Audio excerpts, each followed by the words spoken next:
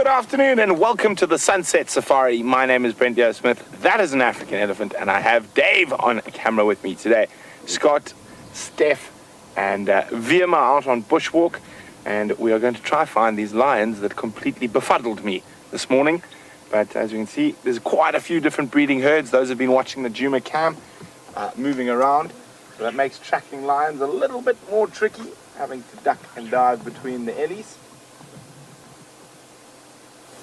So the last tracks drop into the Mawati River system.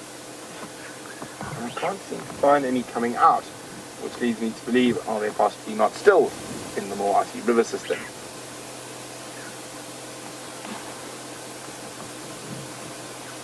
So we're going to check down, about and around, and I'm sure lots of these ellies are around, so we will pop back with them a little later. And I think before it gets too cool and the the lions start maneuvering, let's get going and see what's out there.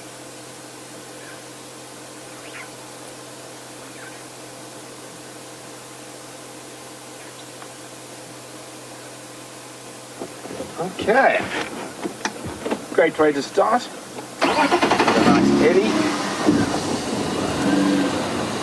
So I think the lions are lying up somewhere in these drainage systems here. I'm hoping we're going to be able to find them. So I went and had a look where James and Steph saw the tracks this morning where they crossed into the Mawati. Could they just be lying under a jackalberry, enjoying digesting that buffalo of 2 nights ago? I'm just going to look very carefully here quickly for tracks. This is a good spot that they might have come out from, but nothing so far.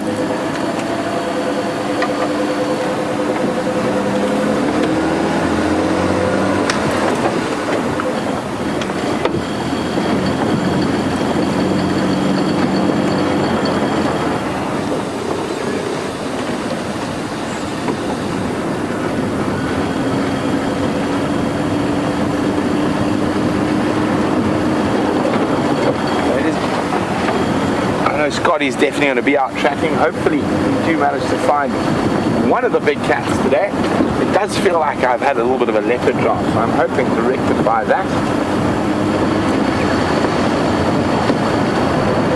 And don't forget, if you're wondering anything about the bush or about the animals or even about the Safari Live crew, drop me an email on questions@wildearth.tv or use the hashtag Safari Live on Twitter. Elephants have been rearranging the roads again.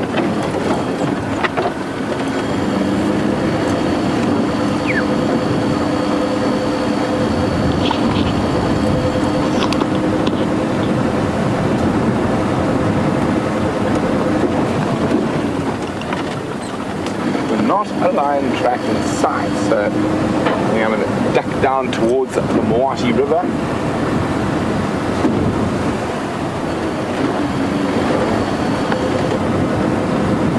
So even though it looks cloudy and overcast, it is still 30 degrees Celsius, 86 Fahrenheit.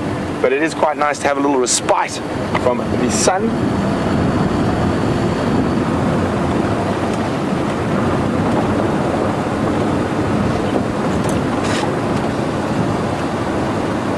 Now, on a day like this today, with the nice overcast area, those lions might have moved during the day, so always important to just double, triple check for tracks.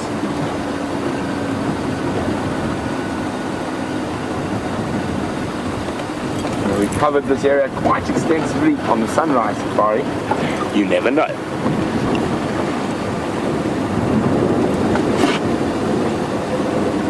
So what we're looking for when we look for lions, and especially on a day like today, or especially that they're quite fat, is that white belly. That's sort of the real sort of standout point. Occasionally you might see an ear flick or a tail flick, but that white belly is the standout point that's hopefully going to lead us to the lions.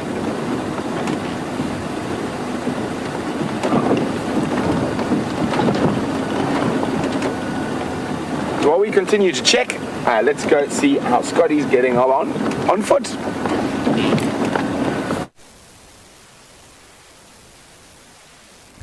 Hello everyone and welcome to the Bushwalk. It's a great pleasure to have you with me. My name's Scott, if you haven't joined us before, and I'm teamed up with Wiem, who's on camera. Now, he's not only holding a camera for a moment there with one hand, as he gave you a thumbs up, but he's also wearing a massive backpack with a long antenna pole sticking out of it. So it's going to make moving through this thick bush quite difficult. But there's a good reason why we've decided to come here, and that is that Karula, a female leopard, had made a kill of a duiker here yesterday afternoon. We heard the duiker squealing. It could have been a steenbok, but I think it was a duiker squealing in distress. And at the same point in time, we got a call over the radio that a cheetah had been seen. So we went racing back in the opposite direction. Sadly, we didn't find the cheetah. We were also in a vehicle, and it's impossible to get into this bush in a vehicle. It's simply too thick. So we should just come to investigate on foot. We're going to be moving very slowly. Not only the fact that we're looking for a leopard that could still well be here, there's other animals like buffalo and elephant that are exceptionally dangerous, so we're going to be testing the wind as we go. For now it's in our favor. As you can see, it was blowing directly past the camera there, so let's go. I do fear that this may be a low signal area, but stay with us for as long as possible, and if we do get lucky enough to find her, then we'll be able to maybe try and spy on her from some high ground where we do actually have signal. Wiem, you're going to have some tough work getting through here, but let's see what happens. We've also got to help extra eyes, extra hours and experience on foot. So he's also keeping a beady eye out for any potential threats. I think there's a good opening through here that we should be able to wiggle down into this riverbed. And isn't it wonderful that now we get to take you into places that ordinarily we would not be able to take you in the vehicle, but as you guys see, it's breaking up a little bit, so give us some time to continue. It shouldn't take us too long to work this area. Hopefully we'll have some good news. If not, we'll move out. Good prospects of us trying to track down some if we don't have any luck with the leopard initially. So we'll keep you updated, but for now, back to Brent. So hopefully Scott is on tracks of something and he'll be able to find it shortly. I've just looped around this block, and I have found that in Kahuma Pride in here before on quite a few occasions, actually last week being one. They ducked into the Mawati and came up and ended up lying just up the road there, but no such luck this morning, or this evening, sorry, morning for you guys in the States.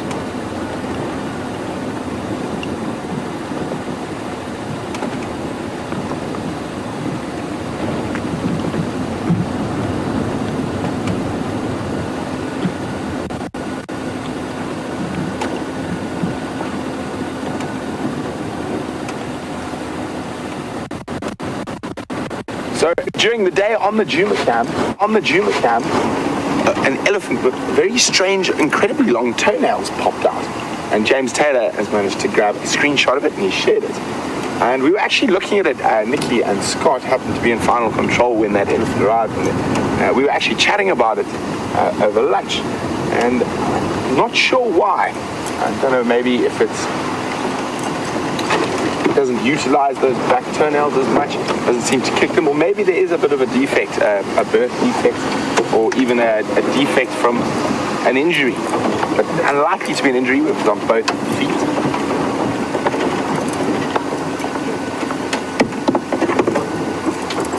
So we have reached a little river system that runs through the heart of Djuma, the Mawati. Quickly, it's one of the hardest ones to get on camera. Okay, you see him going there? Go in between the trees. Okay, to the right. So come after. See where the stump is? Okay, there. Zoom in. If you come out, well, there you go. Watch my finger. There. There. There. There's a little slender mongoose. And he's about the other side, I think. Oh, he looks like he's hunting that Franklin. Oh no, there he goes. He's stopping and looking at us. Disappearing. Down to the left. There's his tail. You can just see the little black tip to the tail. might pop out the other side. And this is one of the harder animals to get on the live drive. So I think if we've got some new viewers, it's worth attempting to try catch the little guy.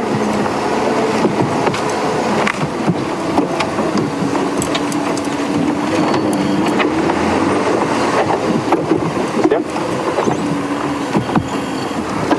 Oh, it's just disappearing. Okay, we're gonna sneak now. Low range, first gear, super stealthy. Not really, we're a large Land Rover, but we try.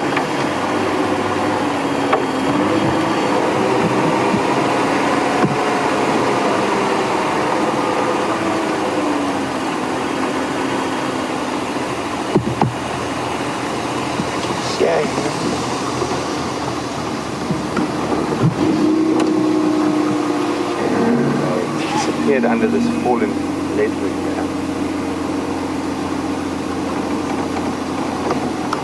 Unless he's managed to escape.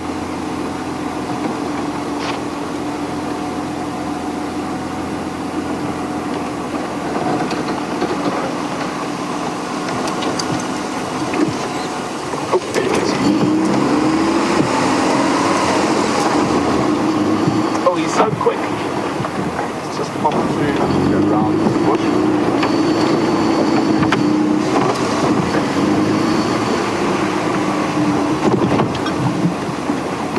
It might have fled for a hole in these termite mounds here. Decided he's been exposed. Alas, I think he has done a disappearing act.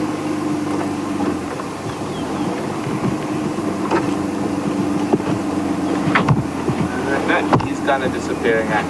I think he managed to get to one of these holes in this termite mound here before we managed to see him. Oh, well, something to look forward to for later.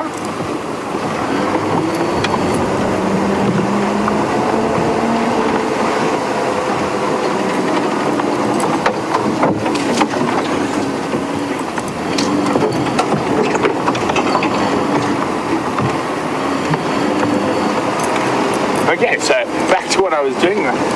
We're going to go now look for the largest of the carnivores. That's one of the smaller ones.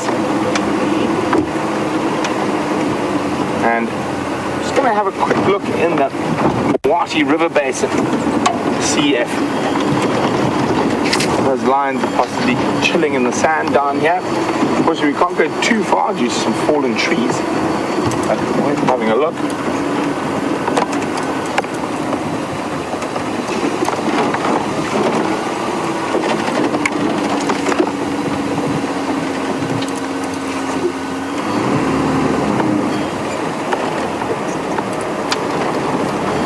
Lynn is wondering, did anyone find out which lions were at Sydney's dam? I'm afraid I didn't, Lynn. I'm not sure which lions were there.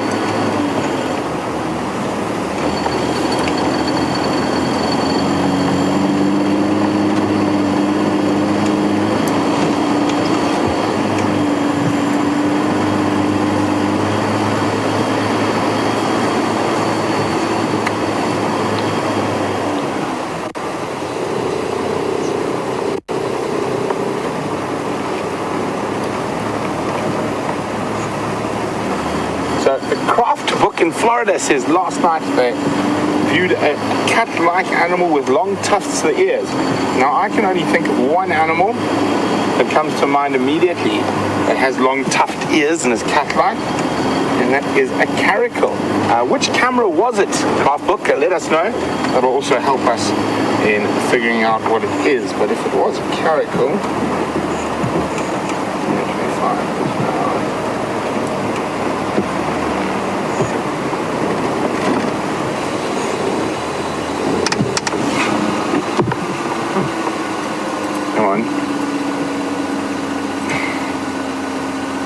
Oh, hang on. Sorry about this, guys. Give me 1 second.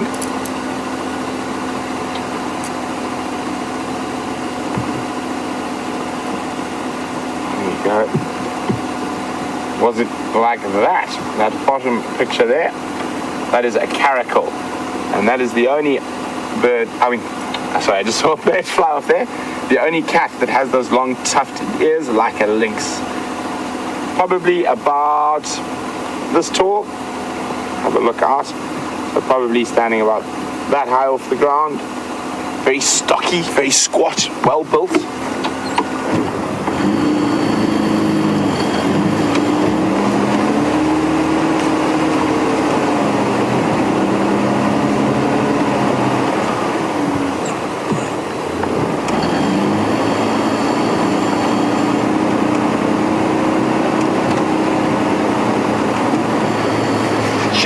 Indiana would like to know what we do between the sunrise and sunset drives.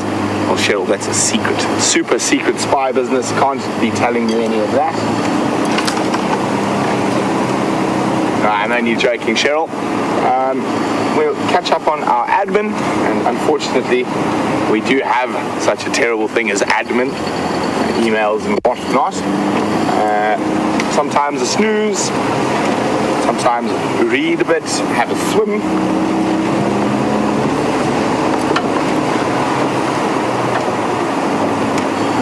No tracks here. As I said, it could be quite possible that they're on the other side of this tree fall.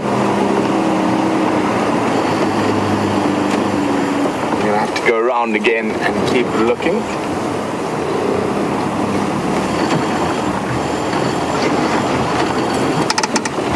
So that's the end of that road. I'm going to have to do a U-turn.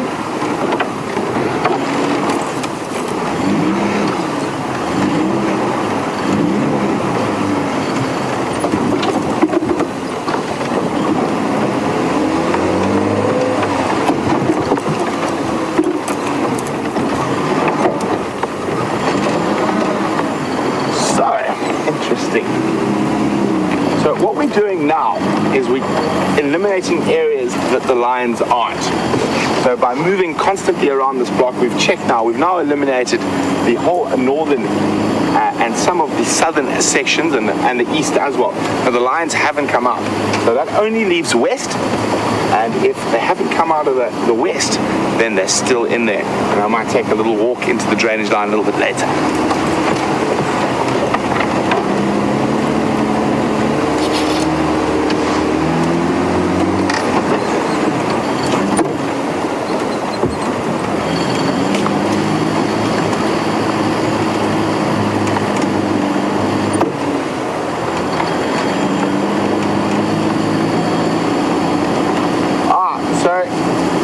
News from Scott, he's on those tracks, and it seems like I may have missed them from the vehicle, naughty me, but they are heading north.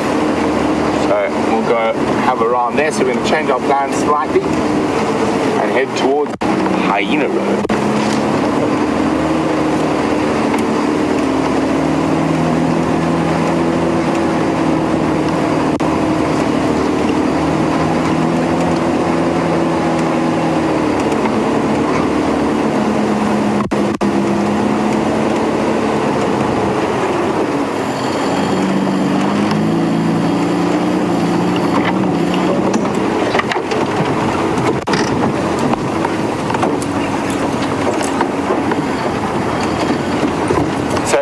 In Ohio is actually she went on a safari in the Sabi Sounds to Elephant Plains in October, and she said while chatting to the guides, she wanted to know their opinion. If she looked into a lion's eyes, would it look straight back at you? Kathy, now this is something that will differ between a lot of guides. I personally believe they don't see you as a human, they don't see that bipedal figure on the vehicle, and the way their eyes work, they don't see the same detail we see. So I do not think they see you as a separate entity when you're sitting on a safari vehicle. When you're on foot, yes, they see you, but they're recognizing your shape. They're not looking into your eyes.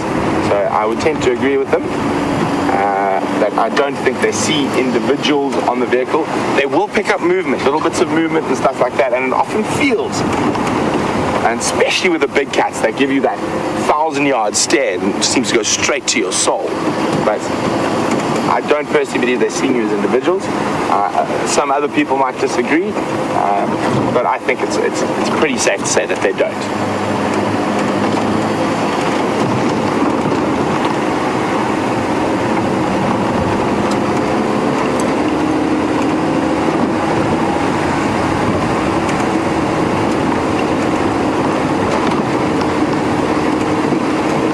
Okay, so Scotty's out of the little river system, so he's on higher ground, so his picture should be good. Let's go see what he's been up to.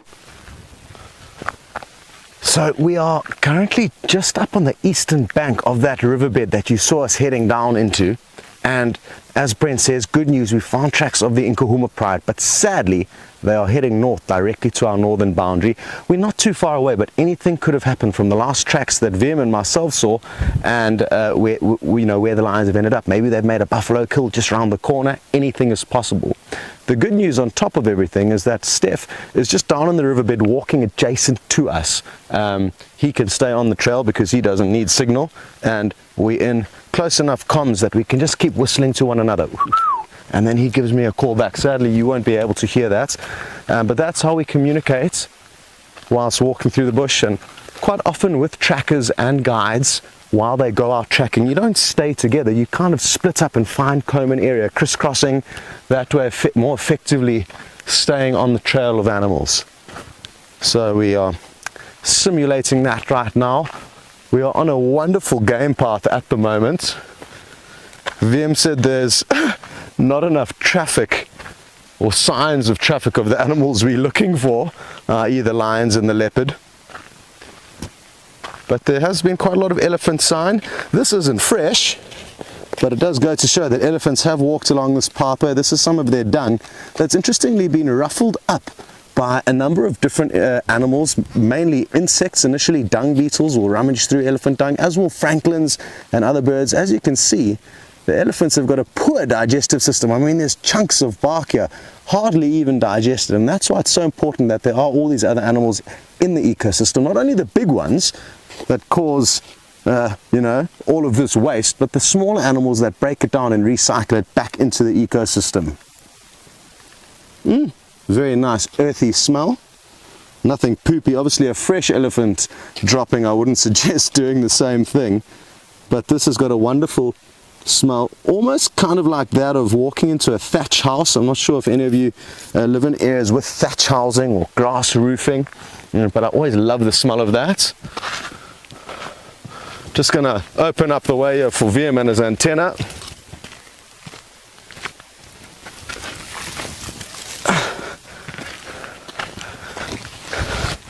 Hello Anne, and you would like to know if the rivers that flow through Djuma and Arathusa will ever flow, and yes they will, never for sustained periods of time.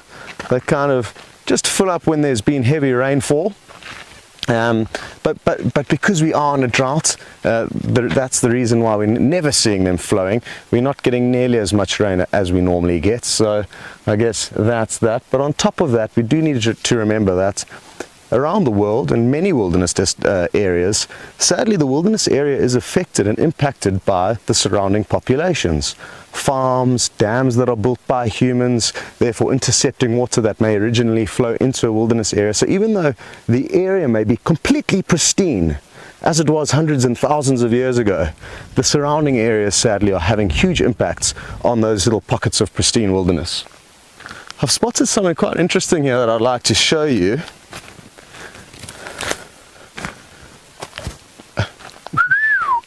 Steph's just talking to me. I wish you could hear him. He's got ahead of us and we're a bit further back, and his hearing's much better than mine, so I'm sure he would have heard my response, and at least now he just knows where we are. Now what I've spotted is, maybe VM can come and stand here and I'll jump across this little gully, is this most beautiful egg case. Take a look at this. It's got like a almost spray painted look to it, shiny silvery coloration that would be far better seen in sunlight as opposed to this overcast light. You also see all these little kind of holes in it, and this is the cocoon of a lunar moth, a beautiful moth. Oh, look at the ant by my baby finger here. Let me try and pull it up into frame here. Awesome. So we know that this is the lunar moth. They've got a very specific cocoon, and sadly we haven't been able to show you any this season. But what I will be able to do quickly is get it out of my insect book. So let me leave this behind. This is a tambuti tree, and that's why I know the type of cocoon plus the type of tree that it's in, the Tambuti tree, indicates to me that this is the lunar moth. This is the main tree that they will lay their, or rather cocoon in. So this shouldn't take me too long. I got lucky, I got straight onto the moths. Here we go. The green one just above my forefinger, that was who was responsible for that. Imagine if we get lucky enough to find you one of those. Steph did find one not so long ago, and we pinned it onto our Christmas tree as a decoration. It was dead when he found it, don't worry. So we pinned it onto our Christmas tree as a kind of natural decoration, and we were all so proud of it, and the next morning we came in and a hornbill had eaten it. So we were all quite disappointed about that.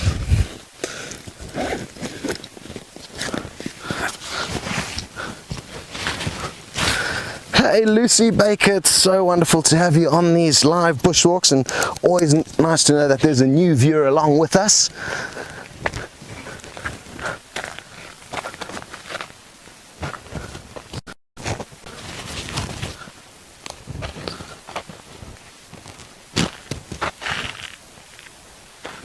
I'm just wondering if you've still got comms. Nothing. Okay, good. Well, let's keep going then. Sorry everyone, I just thought we had lost comms there with final control, so I was wondering what was going on, but it seems like everything is still in order. So Lucy, great to have you with us. We are on a bushwalk. It is potentially dangerous, so that's why sometimes I'll whisper, sometimes we'll stop, check the wind, which at the moment, as you can see, is blowing in the same direction that we are going in. And that's not necessarily a bad thing. Sometimes it's almost good that animals know that you're on the way. It's like phoning ahead and saying, we're making a booking at a restaurant. They can be ready for you. Not quite the same, but similar, as opposed to just arriving and startling animals, or startling your restaurant.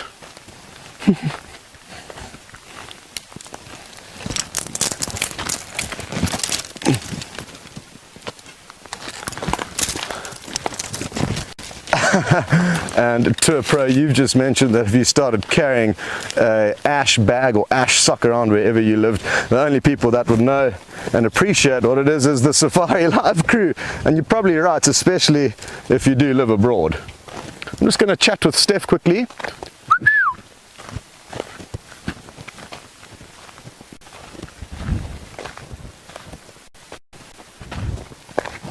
I didn't get a response from him that time, but not to worry, we'll work things out.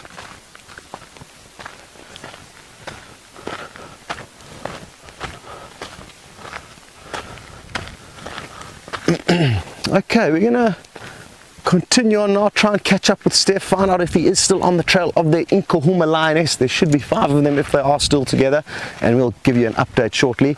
But for now, back to Brent.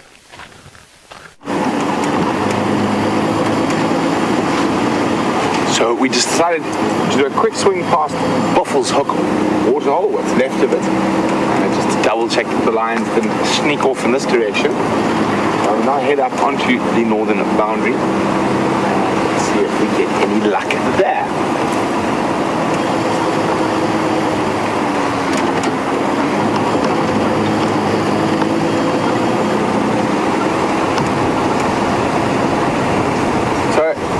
Not too much rain, I think 0.2 of a millimeter, so actually no rain at all. Just a little sprinkling early on this morning, and it doesn't look like it's going to rain again to me, and temperatures are supposed to soar heading towards the weekend. I think Saturday it's supposed to be about 108 Fahrenheit.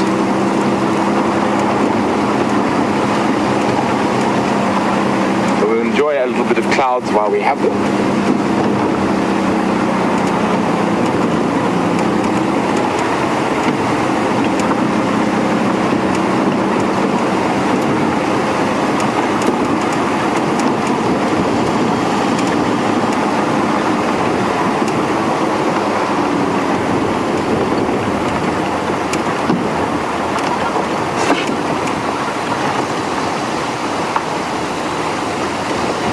A huge, warm Safari Live welcome to Kylie Hartley, who's a new viewer. Welcome, Kylie. I hope you're enjoying the safari so far. Hopefully we can find you a big cat before the end.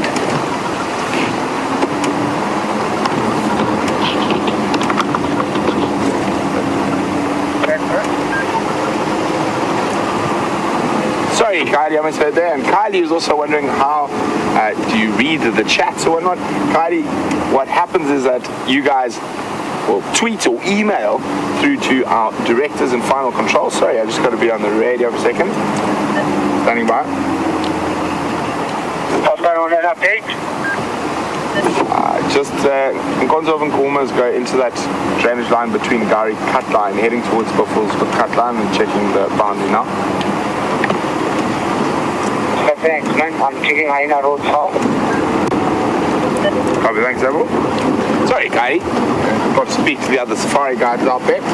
So what happens is, Kylie, you tweet or you hashtag or you send an email through, and it hops through to the lovely ladies who are today Nicola and Leanne. I wasn't sure who was in the office there, and then they will send them through to us via this here. So that's the radio. So they will send the question through, and that's why I know, Kylie, you're watching right now. Okay, so this is the area where Scott said the tracks were heading into. I'm just going to jump up on the door here. Gives me a little bit more of a high vantage, and I can also see tracks quite nicely from here.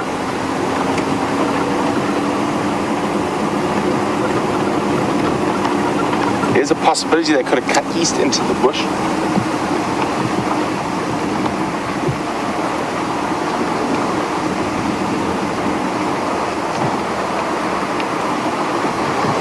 But hopefully, those who watch the Djuma down cam keep a close eye. Oops, there goes my ears. Keep a close eye, because maybe they'll get thirsty and come for another drink.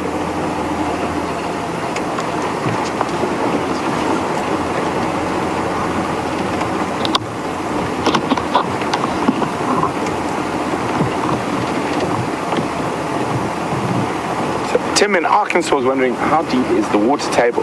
Well, very at the moment. No, our water table, most of the under a subterranean water setting at no more than sort of 15 to 20 meters, so not very deep at all. And unfortunately, some of the boreholes are starting to dry out already. We've got a long dry season ahead of us.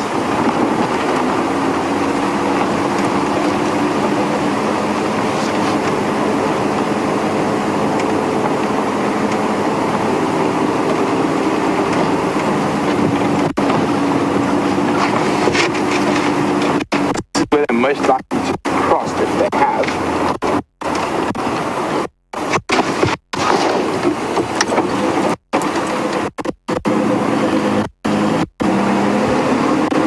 Just gonna have a quick look top end of that fire break.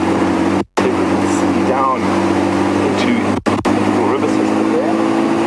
I'd like to see any tracks here. Quick look. And I'll get to your question shortly, Jake. I just want to see if we can find the caps first. Jake is 16, and I'll be with him in a minute.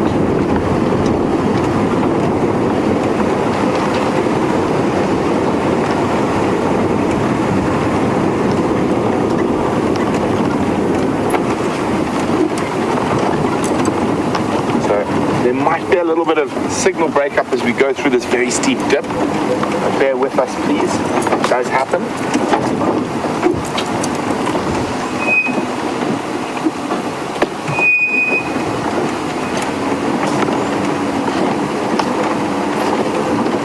And check the soft sand at the bottom. See if there are any tracks there.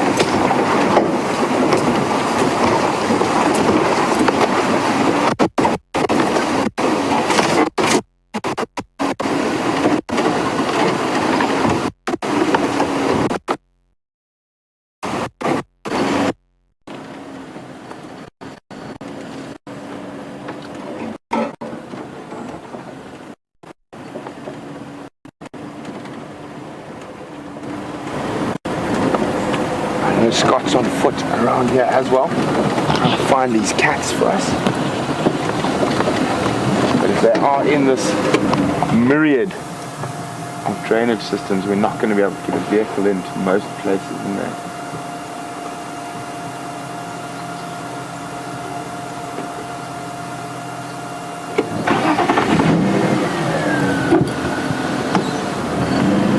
Oh, see, Scott is on a track.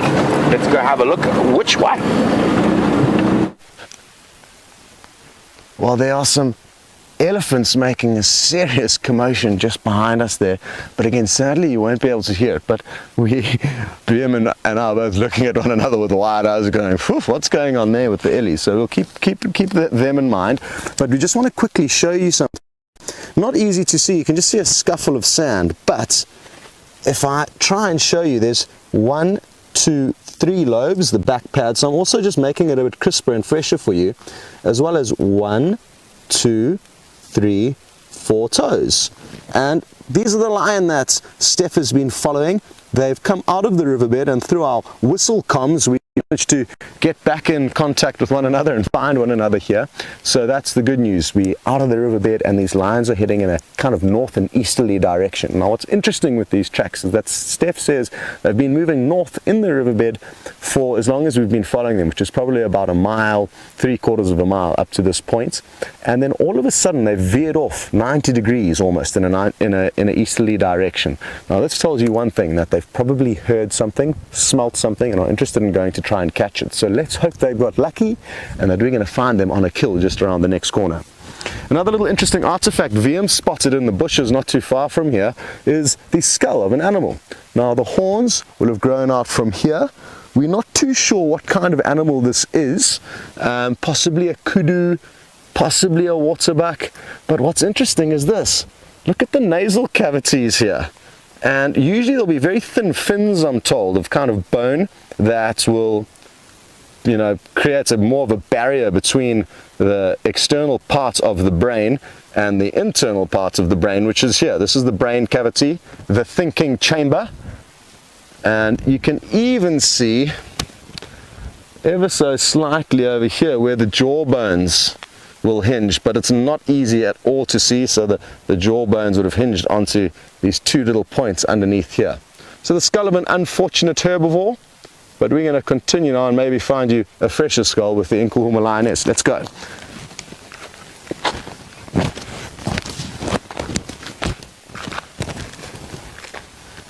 Hi there, Wendy. And it's great to have you with us, and I'm so happy that you've sent through your question, because we're going to teach you something quite interesting at the moment, and that is that unlike the deer of various parts of the world which have antlers, none of the African antelope have antlers. We call them horns because they're very different to antlers. And like your question suggests, you would like to know if the African antelope will ever shed their antlers. Well, no, they won't, because they don't have antlers. They've got horns which go throughout the life of the animal, whereas antlers are shed seasonally. So they're similar structures, but something that's interesting is that unlike the kind of felty, shame VM's just got stuck in the tree there with the long antenna, unlike the felt fleshy kind of covering of antlers, which do have a fast-growing bony inner, the external portion of a horn of an antelope is made out of keratin. So the same substrates as your fingernail. Sorry, I'm just getting distracted because I've spotted a baboon spider's hole here. Come and have a look at this, guys. So good to have you with us. None of the African animals have antlers, so the only horns you will find are ones that are snapped off. So over here we can see a big hole, and within this hole, and who's made this hole, is a baboon spider. And this baboon spider could be 10, 12, 15 years old. They live for incredibly long periods of time. And what I'm going to do is I'm going to stick this little piece of grass in here and see if we can't try and lure it out to get you a better view. What you must make sure, if you ever do try this at home, is to be very gentle and to use a very soft piece of grass at the terminal end, because if it's not soft, it could puncture the soft skin of an animal like the baboon spider, which is essentially a tarantula. Let's see what happens here.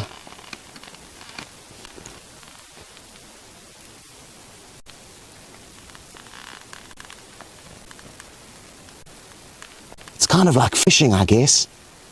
And sometimes you'll just feel them gripping on to the end of your bait, I guess, which in this case is just going to be something that it feels moving. And that's often how spiders will detect their prey. Simply by movement, touching their webs.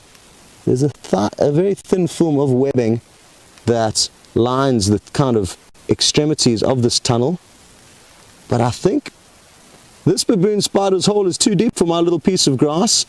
I'm certain it's active and in there. There was a very, very fine layer of webbing at the entrance to the hole that I did break, but that does happen whenever the spider comes out, which is every evening, where she'll sit there in ambush. So if we came back here much later in the evening, she would be sitting at that hole and waiting for something to walk past, and then she'll jump out, grab it, and then go back in. So they're predominantly active nocturnally. Ooh, Vim, we're going to take a gamble here. Let's see if we can't show this beautiful, beautiful butterfly. Oh, it's tricky business for VM, and it only opens its wings for 2 or 3 kind of flaps before it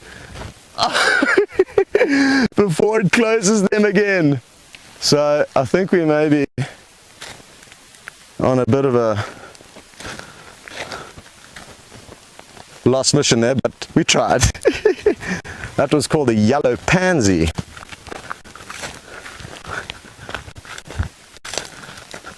Okay, we're going to send you back to Brent to reboot the camera because it sounds like our picture's getting a little bit shaky.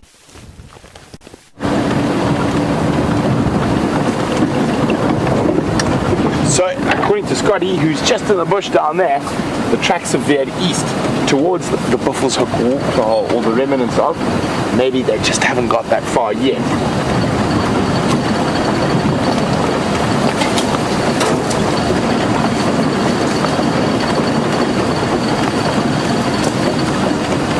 Do one more loop around this block, then I think Scotty's got the best chance of finding them on foot, being able to follow them track for track. And if we get nothing on Hyena Road, I think we might go check around Sydney's quickly.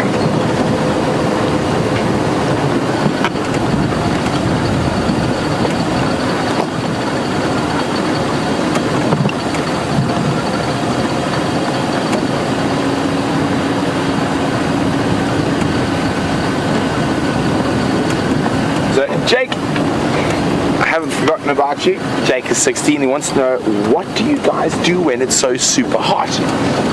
Well, Jake, I tend to keep myself quite close to the swimming pool. And even when you want to have a nap or sleep at night, sometimes it's so hot, we'll take a koi like this and put it in a cold shower and then go to sleep with it wet over you. It's the only way sometimes to keep cool to sleep when it's that hot.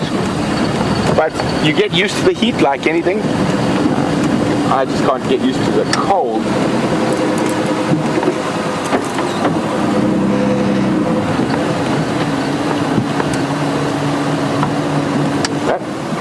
False alarm, line like stop.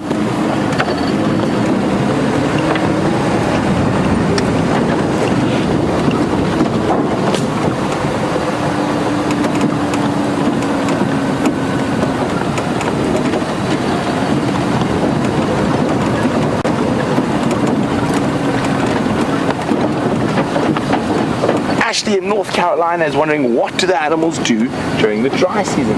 Well, actually they try stay as close to water as possible, but for animals that need a lot of food like elephant and buffalo, they'll actually move big distances between water and between food on a daily basis, so they're constantly moving.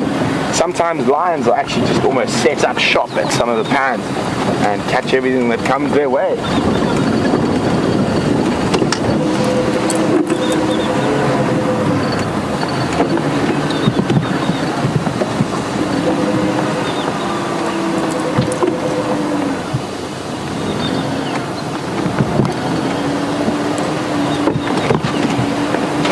Hi Joseph. Joseph is watching on YouTube and he would like to ask me a question. Joseph, you're more than welcome to ask me a question anytime. Joseph would like to know, are there different kinds of lions? Now, Joseph, this is a debate that has been going on amongst zoologists and scientists for many, many years. I think there was, at one stage, I think 9 or 10 different subspecies of lions described, and those have pretty much all been debunked now. There is one, maybe 2 kinds of lions. There is the African lion and the Asiatic lion. So all African lions are closely enough related that they're not a separate species with current research, but there seems to be some distinct different genetic markers in the Asiatic lion species. So the lions that live in India, in the Gir Forest National Park. So 2 types of lions, the African lion and the Asiatic lion. There were all sorts of things like Barbary lions and Barbary lion from Morocco, Kalahari lion. Those are basically just different manes to deal with the desert, much bigger, thicker, and extending all the way down their belly. So it was just rather useful adaptation for that specific area rather than an actual separate species. Hope that clears that up for you.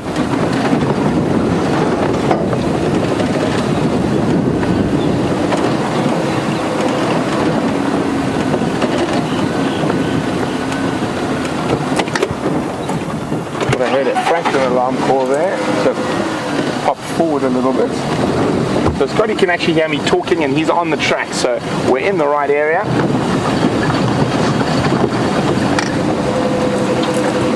Now there's Franklin and dwarf mongoose alarm calling.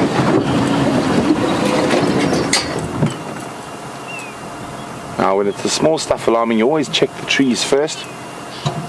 Make sure they haven't been scared by a big bird.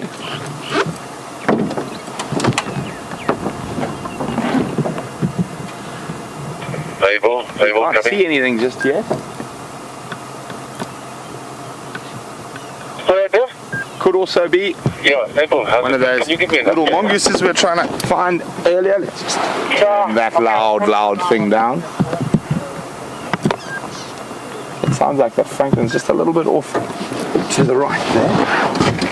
Just move a little bit further down the road.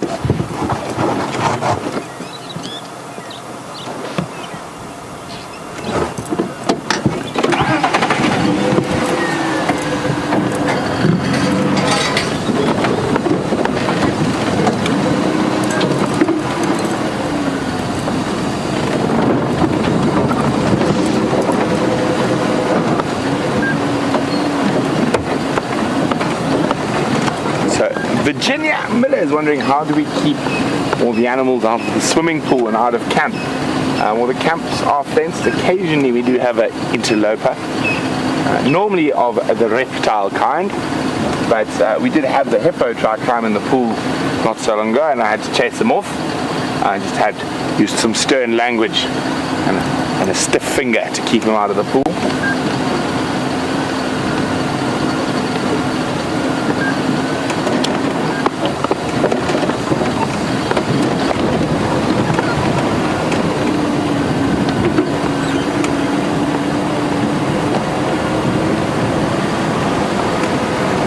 Puma's up to tricks. What? Was that just north of Drop? I think we've nearly done Hyena Road. Scott is on the tracks. It's a very difficult road to see tracks on. I think they might have crossed. So I'm going to let Scott stay on those tracks. I'm going to head towards Sydney's. But while we do that, let's jump on foot with Scotty.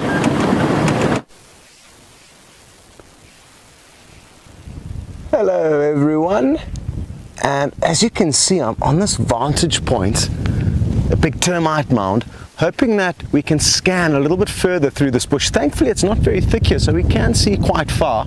We've just lost the trail of the lion tracks somewhere around here, and what's interesting is that you can see the hooves of buffalo churning up the dry dust as they hurtle away trying to save their lives, obviously. So that's what's happened. The lion have obviously found what they smelt or heard from in the riverbed, causing them to change direction drastically.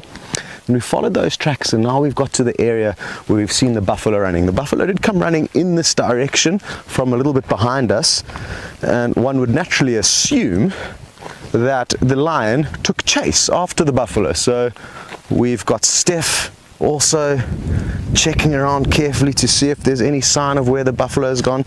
There's quite a few hoof prints here. It's not easy to see, especially in this dull light, but I can see where the buffaloes run, and I can also hear the elephants that are having some kind of a debate behind us there.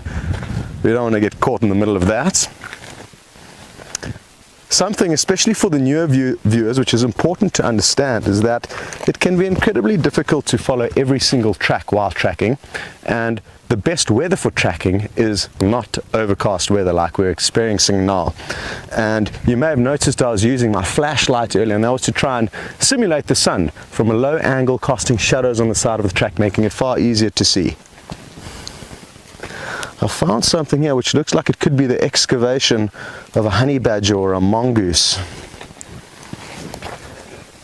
You can see here where it's been digging, and possibly what it was taking was a dung ball that would have been buried by a dung beetle into this little hole, and the little larvae or grub growing within that dung ball has been sniffed out by an animal like a honey badger or a mongoose and fed on. So interesting little meal was had there. Another little interesting sign of meals that were had is over here. What I'm going to do is I'm just going to use a stick to pick up the rings of a millipede's body. How awesome is that? So not for the millipede, I guess, because it's been eaten by a scorpion, and these are the leftovers that the scorpion did not feed on, and the scorpion lives down in this hole here. You can see it's like a perfect horizontal coin slot, just like the shape of a scorpion. And here's all the housekeeping, the leftovers or excess that it's thrown out of its cavity once feeding on them. And interestingly, scorpions are one of the only animals out here that can feed on little millipedes as well as civets, interestingly, because they've got a very or cyanide-like substance in their bodily fluids, which causes them to be highly toxic to most animals.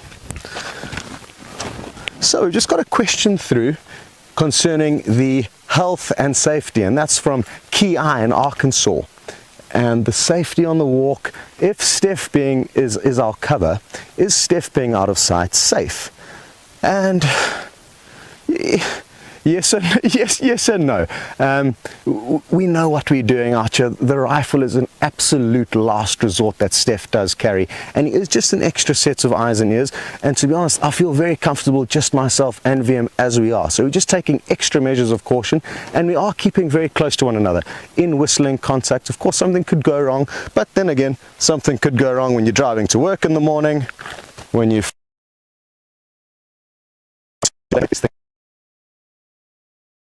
hugely dangerous, KR, but good that you've picked up on that.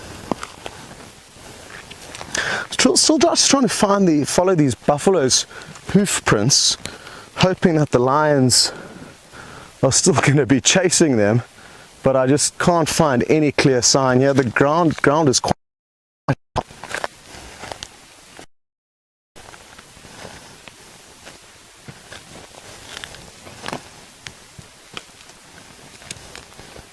And KR, we've just got a question through from Safari Dean, which is going to allow me to kind of further discuss the topic of being on foot. And is having a rifle essential? No, it's not.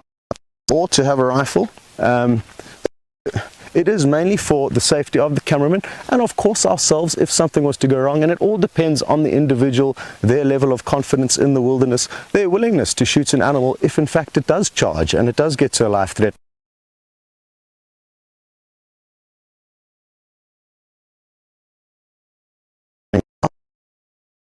Are all these okay?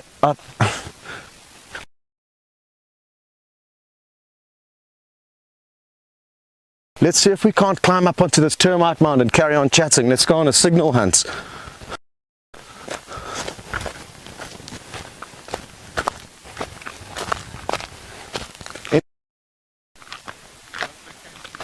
Okay, cool. So I'm hoping that up on this termite mound, once VM gets up here, we're going to get slightly better signal and picture.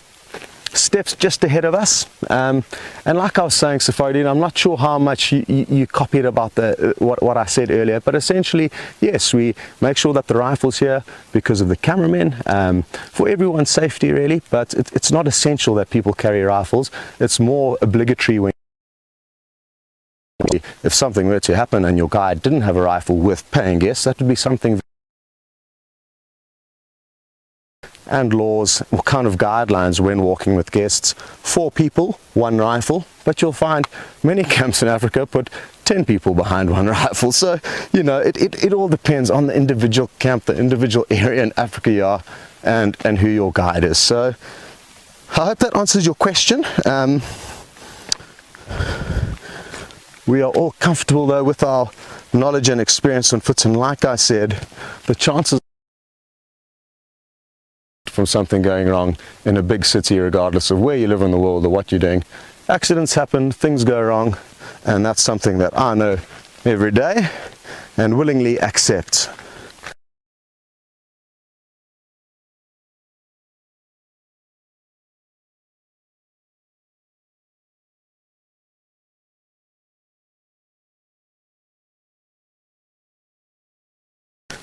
I couldn't think of a better place to be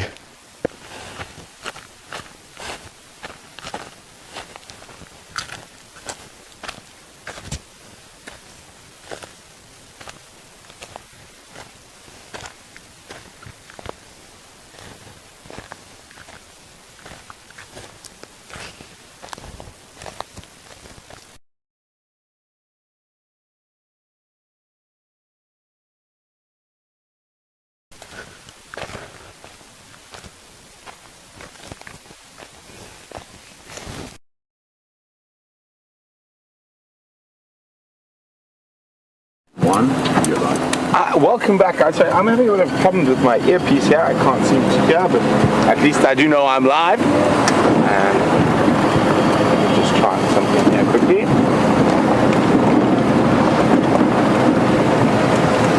Aha.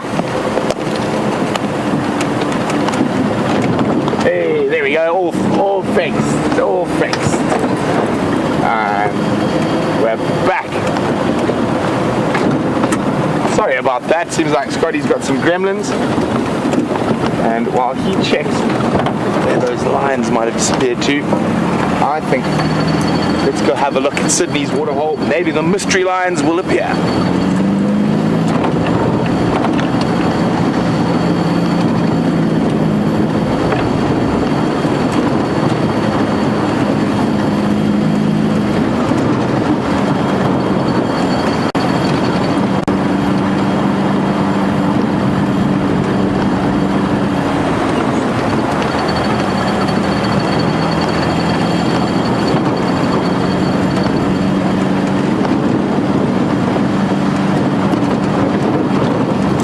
Gracie, one of our favorite viewers out there. Gracie's 8 years old, and Gracie says she's now got a special computer to watch the drives, and she's very sorry she missed a few. Gracie, we forgive you, and hopefully the animals will come out to play. I'll see if I can find some elephants, because I know they're one of your favorites.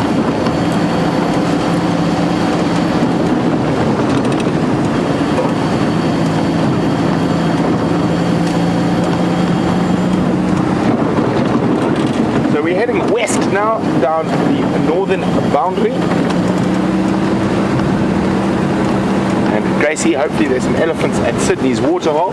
If not, I think I know where some others are.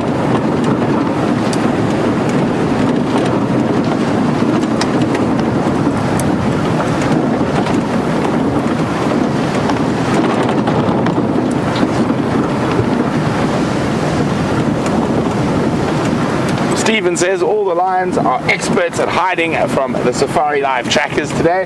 It does seem that way. It happens every now and then that they do fox us, but generally not for too long.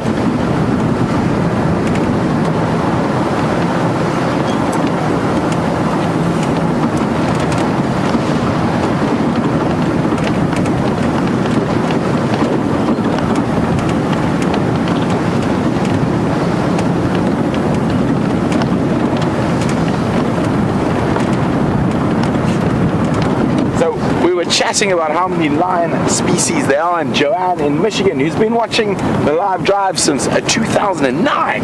Well done, Joanne. Would like to know whether the mountain lion or puma is not part of the lion family.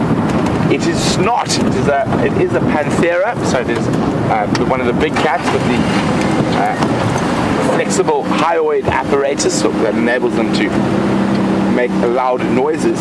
But the puma is much closer to a leopard than to a lion, both in size and behavior.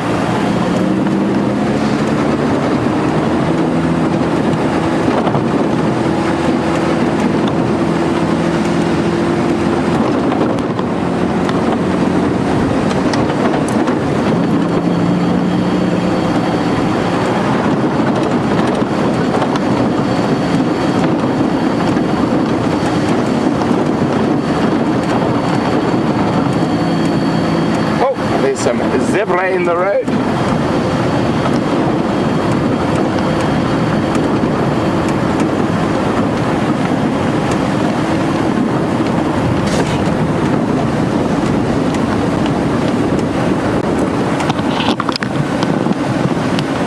James Richards wondering, is it possible that cheetah is still on Djuma?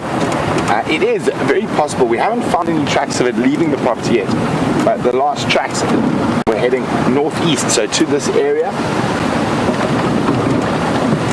Where's that zebra? They decided to disappear. It looked like they were chasing each other.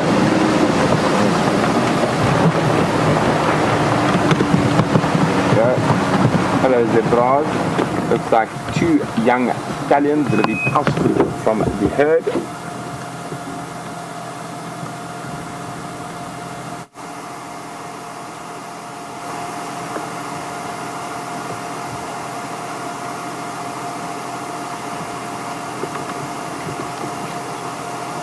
I'm looking a bit nervous. It could be the wind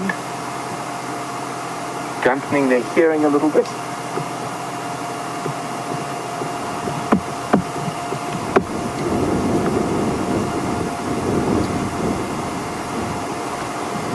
Very pretty, that green backdrop around. And there's been a large influx of zebra into our area with this drought, with the lack of water in western Kruger and southern Manuleti. Zebra numbers have definitely increased by tenfold. Before, when I started a year ago, it was not unusual to go 3 or 4 days without seeing zebra. Now, almost everywhere we go, we do see zebra.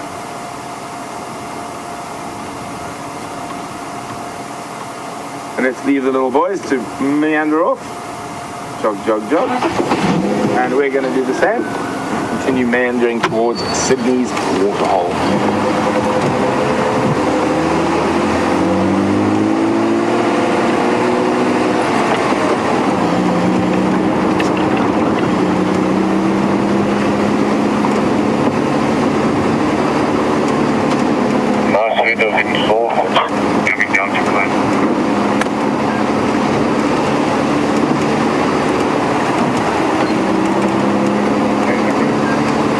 So it is going to be really interesting to see this drought play out. It's going to get much, much worse. There's going to be almost not a blade of grass left come October, November.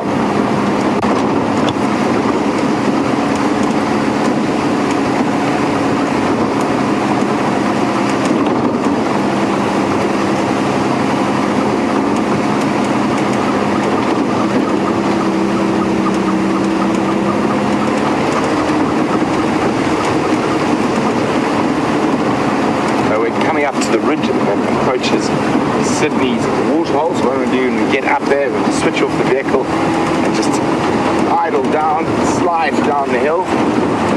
Hopefully there's something there.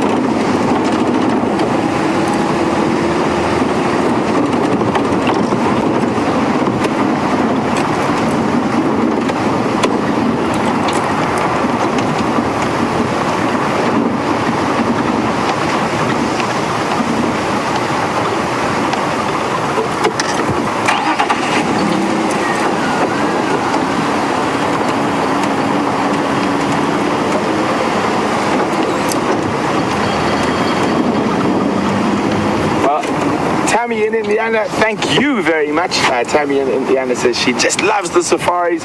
You learn something new every day. She didn't know there were Asiatic lions. And says keep up the good work. We'll try, Tammy, and thanks for watching and jumping on the back of the vehicle with us twice a day.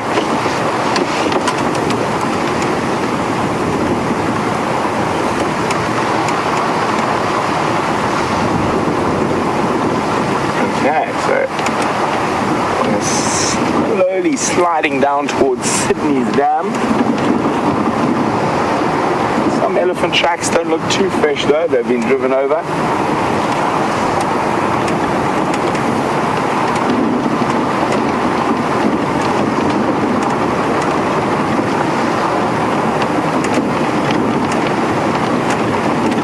So let's jump on with Scotty, and he's got some more tracks for us. I'm not sure what.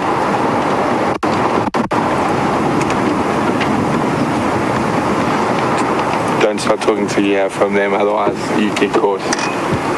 Yeah, no worries, no worries. Give us something. Nope. Oh, sorry, we're back with us. There we go. Well, that's the joy about being live. You never know what's going to happen. You always got to be prepared. So, we haven't gone anywhere. And there are some kudu here and some water, but we'll come back to them. I just want to pop down to the water's edge quickly, see what's happening there.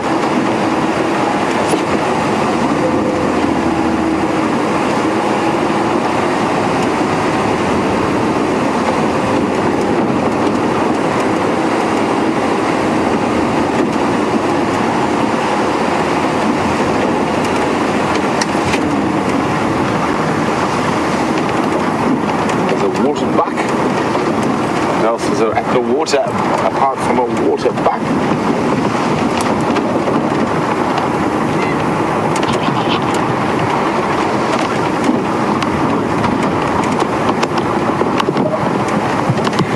Tracy in Virginia is obviously referring to, oh look at that, there we go. Lovely little herd of ellies drinking. Tracy was wondering why I didn't chase that cheetah down yesterday with my blinding speed. Well, you know, Tracy, I didn't want to make James look bad again, like the last foot race we had. So in these very dry times, the water holes are always a great place to check.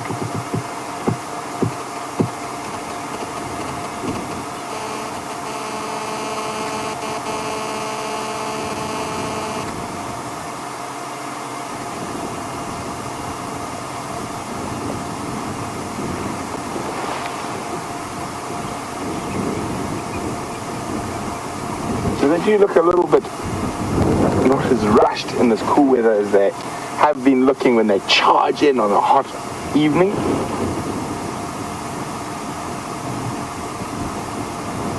He's sedately drinking.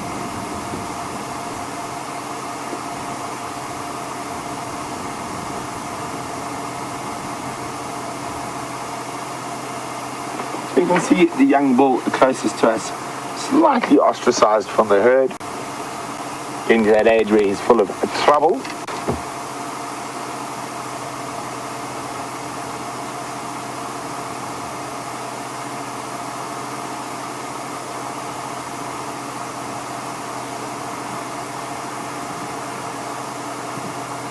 So we're going to jump on with Scotty this time.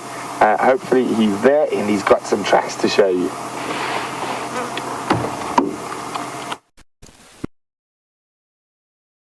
Everyone, and we've got good and bad news. We've caught up with the lion tracks again, which you can see here.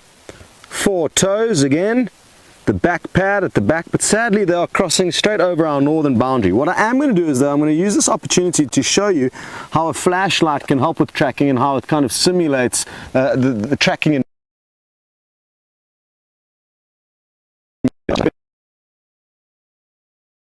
directly from above. Now these tracks are very deep depressions and soft sand, so it's easy to see, but watch how much easier the toes become to see in the outline of the track as the shadow goes from a side angle, as it would be when the sun rises at a low angle. So that's what you want for tracking.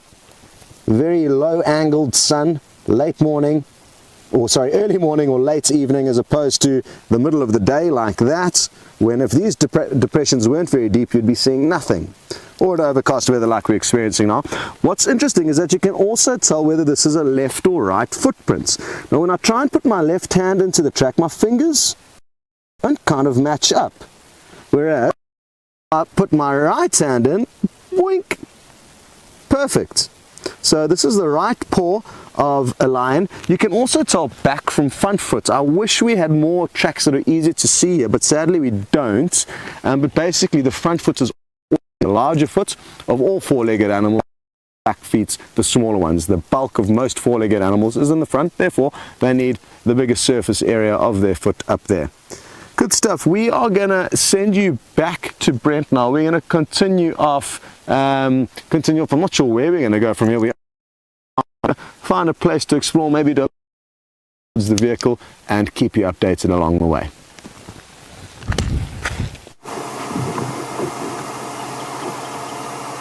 So the elephants aren't the only current residents of the area around Sydney's.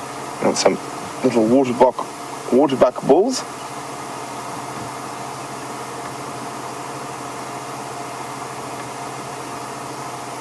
They seem to be becoming quite resident in this little area. We see them quite often in a group of about 4 or 5 young males.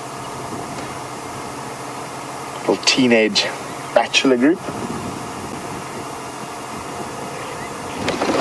The Eddies are about to leave off over there. Not in too much of a hurry, it seems.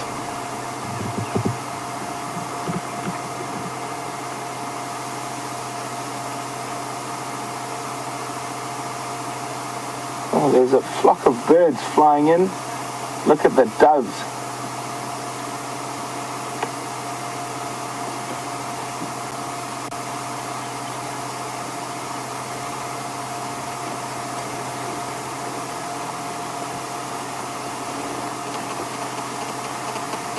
So Cat in Tampa is wondering, do an elephant's toenails continually grow? They do, but they're generally worn down very quickly, and that's why that made that one on the dam cam so unusual. There we go, the Eddie's heading back towards the Manuletti, it looks like.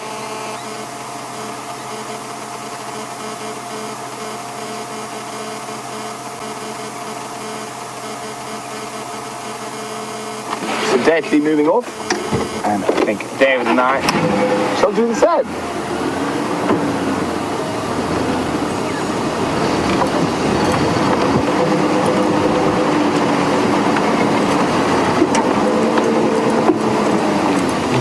I'm going to head now towards the sort of western sections of Djuma, see if there's anything happening there. So it seems like those lions have skedaddled, unfortunately. So hopefully they'll be back sometime during the night so we can look for them on the sunrise safari.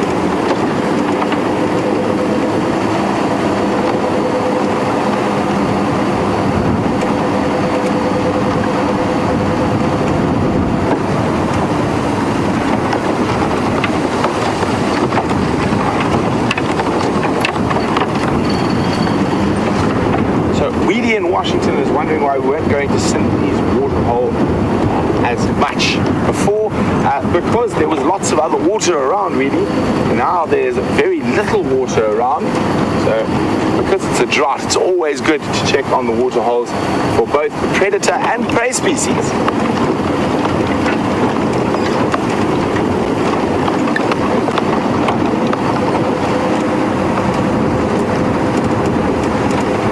waterhole does lie beyond the northern boundary of our traverse, so we can't get any closer to that waterhole, so that's why we park on the corner there and have a look at the distance. But we have found some wonderful sightings from around there recently. Specifically, the wild dogs have been spending quite a lot of time there.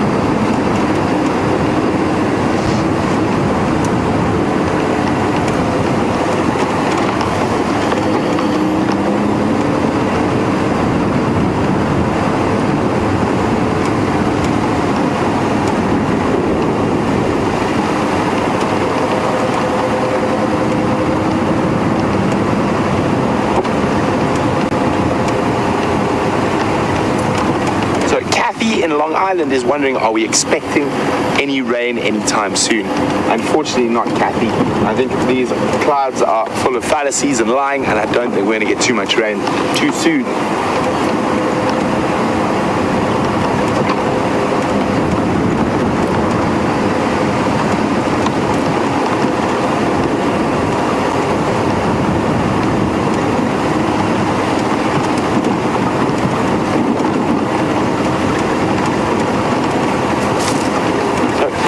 Germany is wondering, why is the waterbuck Marla, Germany is wondering, why is the waterbuck called a waterbuck?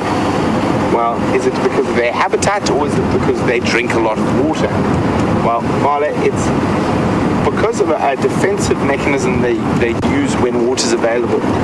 When there are predators around, the waterbuck will rush into the water to escape them, and it is a commonly used defensive tactic they use when they're close to water. And that defensive tactic gave birth to a wonderful little African folklore. And it's why the waterbuck does not get eaten by the crocodile. So many, many years ago, on a river somewhere deep in dark Africa, a crocodile sunbathing on the edge of the river, and a tree fell, a large branch fell on Crocodile's back, and he was stranded. Waterbuck happened to be moving past, and Crocodile begged Waterbuck to help him use those big horns to lift the branch off. And Waterbuck, very skeptical of Crocodile, Crocodile is not the most trustworthy. They eventually broke an agreement that if the Waterbuck removed the big heavy branch from the back of Crocodile, whenever lion or leopard were trying to catch Waterbuck, he'd be allowed to run into the water and survive unmolested by Crocodile. Of course, this is not true, but it is a lovely little folklore, and we've got some giraffe. Little baby on the road, not so little anymore. And there we've got the male and female. It's going to go forward into the gap.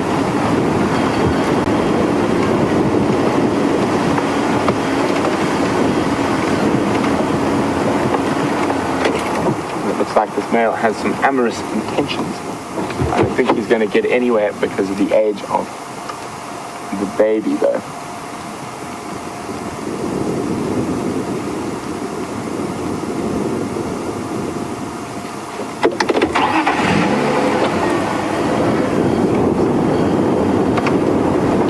Just trying to have a meal, move away, and he keeps following her constantly.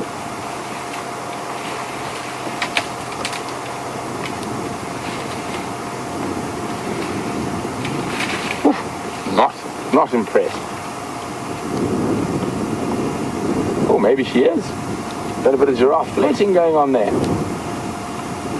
Now, if she's not the mom, then it could be time for mating. The youngster is sitting out in front of us here. Hello, little one.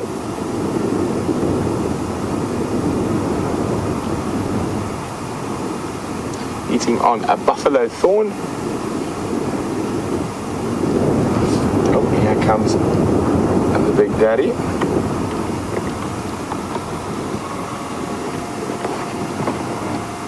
Still. They are incredibly massive animals. The largest recorded giraffe weighed just under 2 tons, 2,000 kilograms.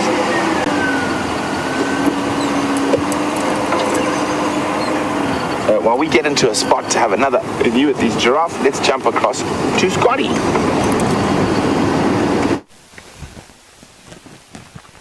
Okay everyone, so we are driving in a vehicle. Whap, whap, pop, pop, pop, pop, pop. We're actually not going that fast because we're off-road. Whap. And there's a small little branch in front of you, and you're driving off-road and you think, huh, I can drive over that, no problem. But you are wrong, because this is the sickle bush.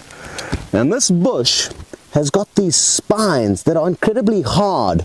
Even this little one, maybe over here, VM, I'm going to try and snap off with my Leatherman, and it's difficult to, I would never have been able to do that with my fingers. I'll try with this little one here. Or that one I did. Bad example. Basically though, these spines that grow out of the sickle bush, which are fairly indistinct, you can hardly notice them really. These are the puncture makers. These are what puncture tires. So even though you see this kind of flimsy little frail bush as you're off-roading in the beginning of your guiding career, this will put holes in your tires. So this is one of the bushes you avoid at all costs. It's dead, it's been snapped off, which is interesting. Usually not too many animals eat on these that I've seen, but these leaves have wilted up and are drying up, so slowly dying. So not an example of a living one. Now, there was an interesting little insect, and I don't have a clue what it was. It was so well camouflaged, hiding. It's right here. Oh, well done, VM. Oh, yeah. Okay, there we go. So, look at it, how incredible. Oh, there's two. It's a couple. Awesome.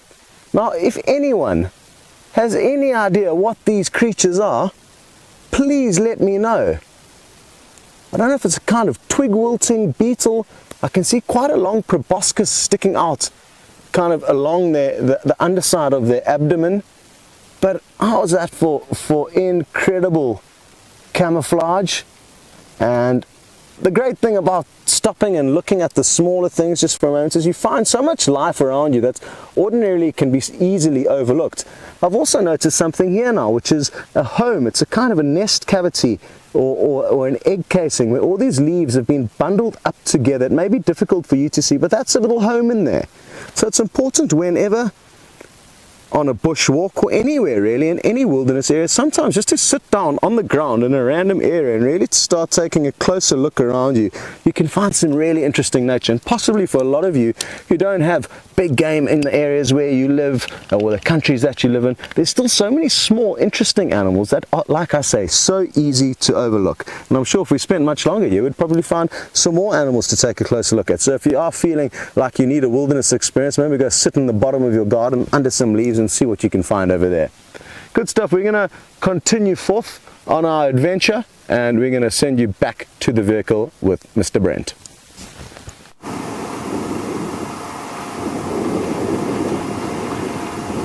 So if we look at those giraffes' legs, you'll notice the skin is very taut and tight.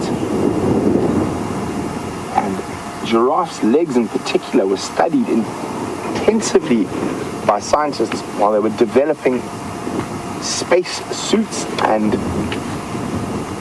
fighter pilot suits, because to stop the blood rushing through to the legs, obviously the giraffe has that very constricted skin around the legs to stop too much blood getting there. And so anyone who is ever going to go to space or flies a F1 or what's it, F-16, not sure what those all are, fighter jet, have a giraffe to thank that they don't pass out and plummet to the ground.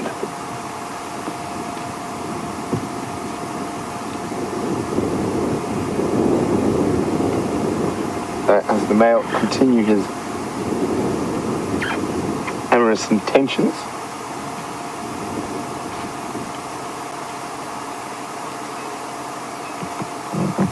now with people, giraffe being such an iconic species, for quite a long time have been painted or drawn, and they are actually in the Sahara Desert.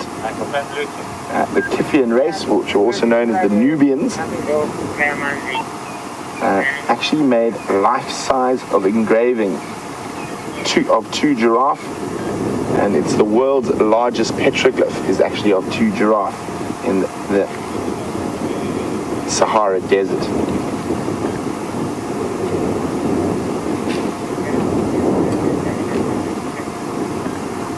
And how Europe and the Western world came to know about giraffes was due to the ancient Egyptians. They kept them as pets and sort of curiosity animals of the pharaohs, and they were the first to ship them across the Mediterranean. And the Greeks were one of the first to acquire giraffes, and they thought they were a terrible union between a camel and a leopard. Very strange, and it's amazing how people you would think in the ancient Greeks, you had amazing philosophers and scientists, would have thought that a camel and a leopard could have babies, and that would be a giraffe.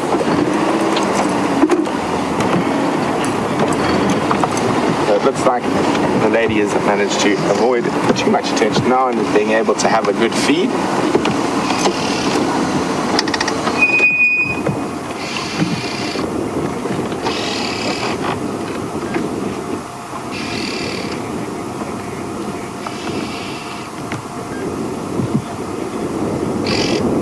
Jen says, apart from the eddies, she likes to call the giraffes gentle giants as well.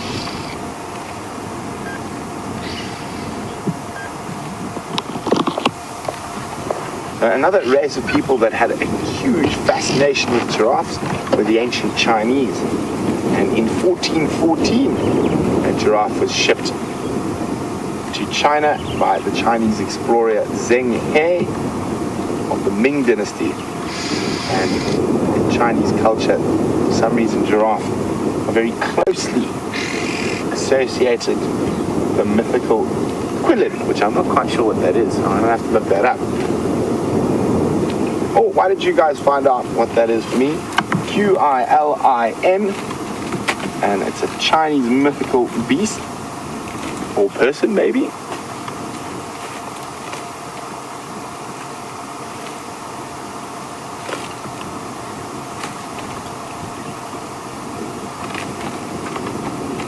That looks like she's off again. We shall do the same. See if we can find some leopard tracks. Shadows about in this area. So, if you know the answer what a quillin is, please send that through to me, and you can do that on questions@wildearth.tv or use the hashtag SafariLive on Twitter.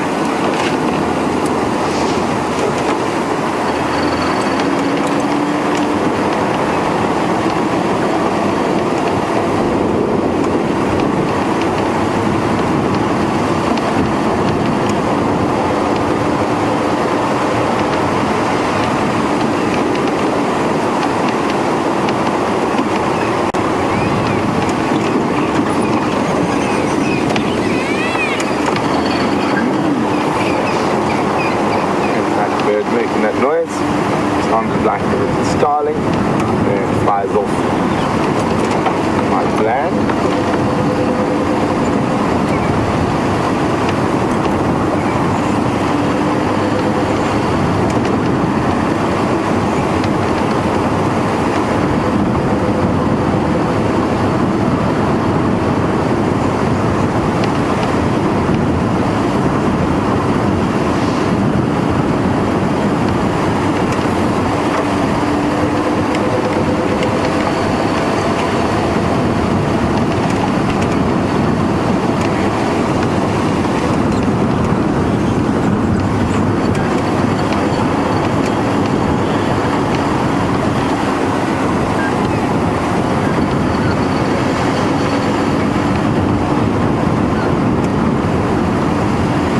Darlene, that is really, really interesting.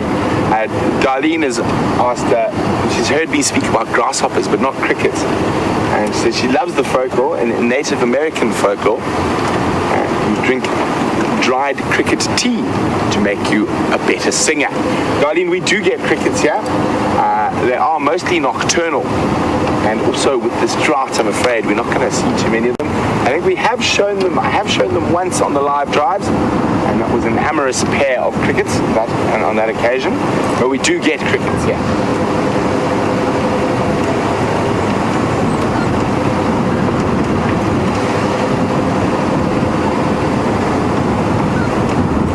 So while we check the western reaches of Djuma, let's jump back on to terra firma with Scott Dyson.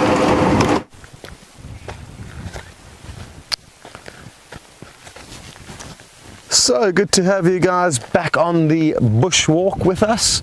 We're slowly perusing down back in the direction we came from on a slightly different pathway, hoping to find you guys some smaller little interesting things to look at, possibly some more insects, possibly some more tracks and signs of where animals have been, as well as the chance of possibly bumping into some elephants. We heard a lot of elephants audio when we were moving north up to where we got to. Now we're heading south back towards them, so we could bump into some of them, and because they are dangerous, we are going to be cautious. So the trusty old ash bag, and this I think is one of the most useful tools when walking in the bush. I'd feel a lot less safe without this, and this ash bag is what's allowed me to have some of the most incredible encounters on foot, getting really close to the animals without them even knowing you're there.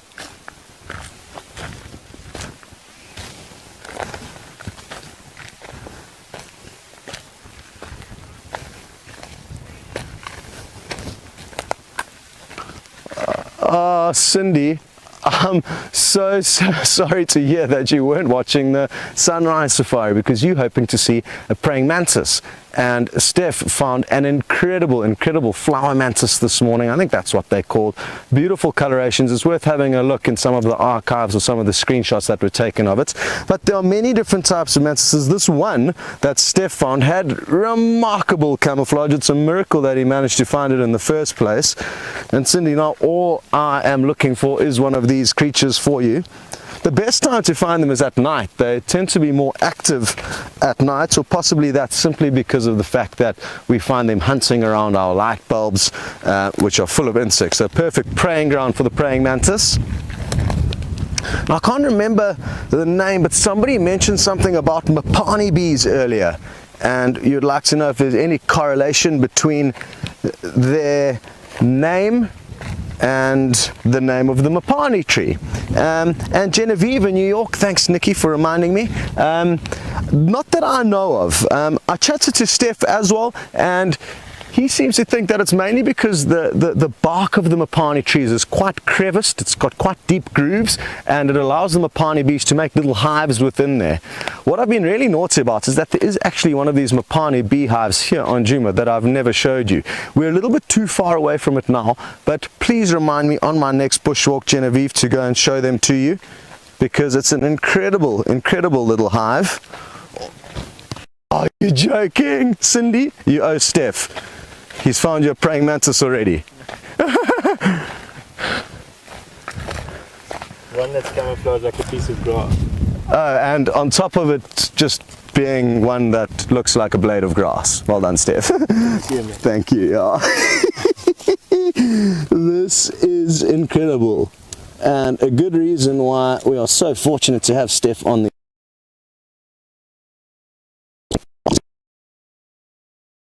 find the right tool to show it to you. Here it is here. Steph, that is mind-boggling. So James is started calling him the mystic boer, as opposed to the winter boer, and I don't know, I think we need to think of something else. So I love the mystic boer, but something to do with your ability to find these critters is just phenomenal. Let me see if I can't get it. I don't want to distress it too much. You can see it's not interested in us, and it's probably so surprised that anything's ever found it. This is probably the first time it's ever had to deal with visitors or intruders. So we're gonna leave it to itself. It's obviously got this incredible camouflage for a reason. It's shy and doesn't like spending time with anyone. It likes going unnoticed. But there we go, Cindy, a tiny little praying mantis to you, and well done, Steph, wherever you've disappeared off to. Absolutely phenomenal. Anyway, Genevieve, as I was saying, if you are desperate to see a little Mapani beehive, I do have a little video on my Facebook page, my Dave and Alan Safari, and in that video there's a little segment where you can see the tiny little pipe. They create this translucent, very, very small tube that is their kind of landing pad that they land on, and then they move through about 2-3 inches of this translucent tube into the hive. So it's this incredible little structure. So that's a good indicator of these Mopani bees, and they're tiny. Tiny, tiny little stingless bees, so of no harm to us, friendly bees, although even the stinging bees are friendly, because without bees on our planet, and it's not looking too good for the future of bees and therefore us without them, but they are incredibly, incredibly critical components on the planet, because without them we lose so much pollination of different plants, and without plants we are going to have a barren earth that is not going to be much fun to live on. And I'm told there's lots of research being done on bee populations around the world, and it's not looking very pretty. Oh, we have just found a crime scene. Looks like the lions could well have been active here. I've just seen some more what look to be like massive warthog tusks over there, but we'll start with this. This looks like a kind of hip or maybe a shoulder. You can see a ball joint that's been rubbed smoothly here, so possibly a shoulder, or I don't think it's up. I think this is more of a shoulder, or possibly a kind of a knee or an ankle, some part of a joint that's needed that ball joint mechanism, much like your kind of heel and or your knee and or your shoulders. But let's carry on to what's really caught my attention here. This looks incredible. It looks like multiple crime scenes. This is ridiculous. Look at how big these warthog tusks are. I'm just going to polish them up quickly so I can have them ready for a good display for you. This is so cool. Which way did they go? Hang on. I'm getting ready for a reveal. Ta-da! So these are some really big warthog tusks, and these ones have actually been on the top jaw, and I found a little piece of the jaw here, give me a second please, that this tusk would have come out of. Fits perfectly like that. There we go. And what you can see is how the bottom side of this tusk is worn absolutely smooth, and that's from the set of bottom tusks, which we should look around for. Maybe we'll find them, but they're very small, thin and sharp, and those are the razor blades that help to protect the warthog. But this is how it would have worked. The other one would have come out like something like this. And what's great that we have found this part of the body is that you can see that the tusks ordinarily wouldn't have been as long as they look when I just put them against my cheek like that. They would have been embedded into the root system. Then there would have been a bit of flesh overhanging, so you'll probably only find that about that much was sticking out. So, 2 animals were killed here. One looks like a buffalo. Certainly these bones here are not that of a warthog. We'll leave those there. But yeah, this is not the bone of a warthog. Don't you guys worry about that. It would have been a gigantic, very scary creature if that was the case. This is something like a buffalo. What's interesting is, unlike the other bone we saw earlier that would have received a portion of bone like this, this is the kind of ball as opposed to the ball joint that it fits into. Let's just go and check if it fits actually. I don't think it's going to. Nah. No. Ambitious. But you kind of get the idea. You can see that smooth round part, you can see the ball there, but it's not working out here. Good. That was awesome. Absolutely awesome stuff.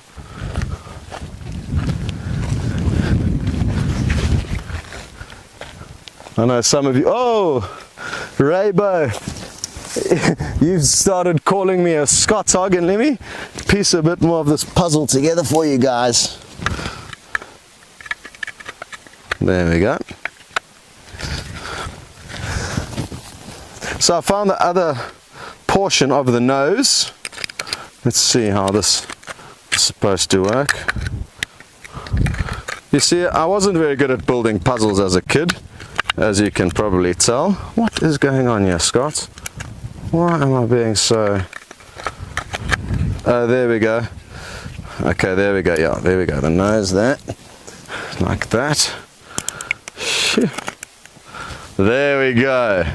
Isn't that incredible? Epic. It would have been, this would have been the front of the nose over there. And like he's just said, it looks like a cow's horns, I guess. It does, kind of. A very, very big warthog for this area. Like a lot of animals in Africa, it all depends on the area that you find them in. Their size and shape may vary greatly, but this is a prime specimen. What's also interesting is that we've seen the work of hyena here. I mean, these carcasses have been completely dismembered, torn apart. That other animal was a large animal, but there's hardly any remains of it. As well as this has probably been cracked open by a hyena to get the juicy nasal cavity out of there. I wonder what that tastes like. A little bit of warthog nostrils. Ugh. But it all goes to show that not much goes to waste out here. And all the animals, even the ones that sometimes people don't like, are very important and have their jobs out here.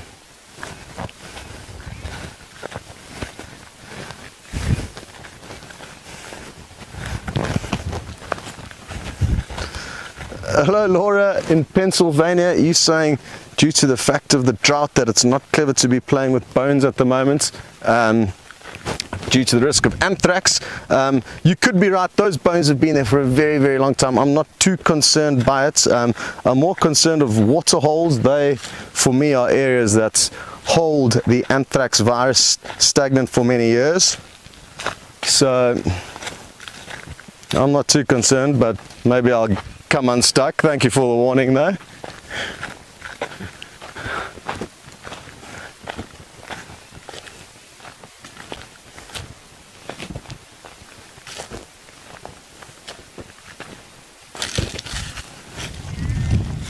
Hello Jan Hemming or Jan Hemming, not sure how to pronounce your name. Good to have you with us. You would like to know what this very fancy ash bag, which is just a sock of mine, does. What is the relevance of having it on this bushwalk and why is it so important? Why did I say it's such an important tool?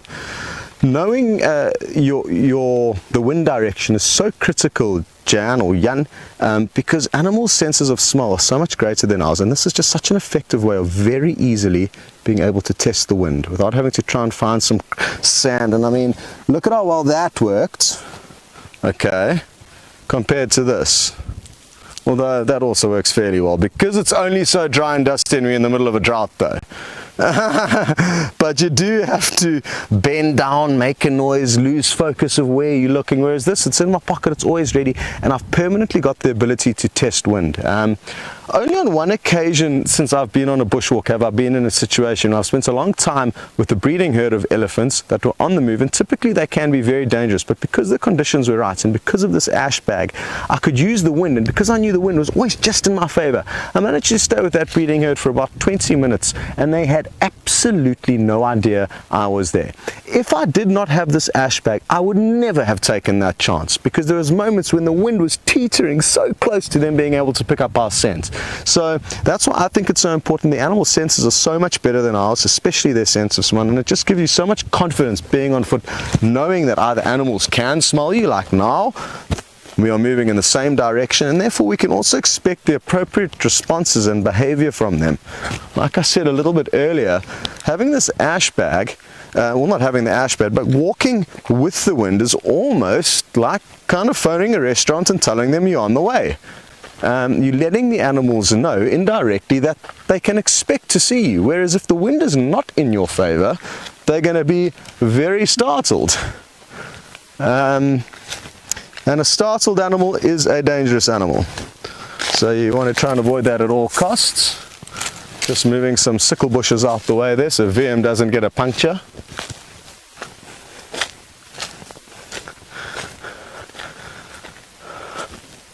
Sorry VM, I've chosen a terrible route here. Hello James Bear, and good to have you with us again. You'd like to know what else is in my backpack other than the hydration pack with some whiskey in it. James, there is a couple of books, a roll of toilet paper, first aid kits, a few other bits and pieces, a little flint in order to ignite a fire. Not a huge deal at the moment, but because we are doing generally quite short walks here, we don't need to be prepared for doomsday. So yeah, as long as the whiskey's in the hydration pack, you kind of got everything you need. And toilet paper, of course. Toilet paper is very important. You never know when you might need to blow your nose.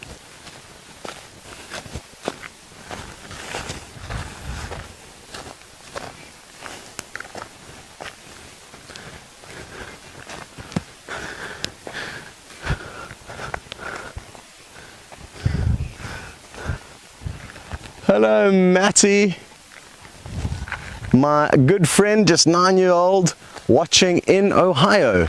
And Matty, you want us to try and lure out a baboon spider for you. I'm not sure if you were watching earlier, Matty. We did try. Unsuccessfully though. My baboon spider fishing is not up to scratch at the moment, but thankfully we've got Steph here, and if you manage to find Cindy a praying mantis, who knows, maybe he might be able to find you a baboon spider as well. It is tricky business though, Matty, and as much as we love to show you as much as we can with all the animals out here, some of them you know, we would have to interfere a little bit too much to find them. You know, sometimes like scorpions, in order for us to get them out of their homes, we'd have to break their homes. So that's the last thing we want to do, and we'd rather just keep waiting patiently until the right time. Eventually we might find a baboon spider outside of its burrow. Even though it's uncommon, it is possible, and that way we'll get to show you then without having to harm them or interfere with them. And that's the kind of the beauty of being on these live safaris, is that over time you will eventually get lucky and you will get to see all the little things that you want to see. But Matty, we'll definitely try, and maybe, just maybe, we'll be able to lure one out of its burrow just to the entrance. They'll never come the whole way out, and all you'll be able to see is its kind of front sets of legs, its little mouth chelicerae moving around. You'd like to know how big they are as well, Matty, and they vary in size, but very similar to tarantulas. They're the same kind of a spider as a tarantula, they're just a different name. And some of their bodies, actual body, may be about that big, and then including their legs, I mean, they could easily fill up your hand. They fit into, I mean, that burrow earlier was about that big. Now a large spider can squeeze itself into that burrow with its legs, so don't be fooled. The hole that size is going to have a very big spider in it. That one we tried earlier was a monster of a hole. Oh, it is such a beautiful evening, everyone. James, you're interested to know how big my hydration pack is, whether it's a 1 litre or a 2 litre. It's actually, I think, a 3 litre, so I need 3 bottles to fill it up. Okay, we're gonna continue perusing around. Interestingly enough, I'll come clean, I got completely disorientated and lost track of the direction I was moving in, and instead of heading south, we've been heading west, and I've just realized because we're very close to a road. So there's coming clear, but just goes to show, without the sun being up, it's not as easy to know directions. But, you know, granted, I have been focusing on you guys more than the direction we're moving in. It does highlight the fact that it is difficult to work out where you're going when it's cloudy, especially after dark, when you cannot see any clouds or have any kind of light from where the sun is moving in. Okay, we're gonna send you back to Brent to see what he's up to, and hopefully we'll have something exciting to call you back to in a short while.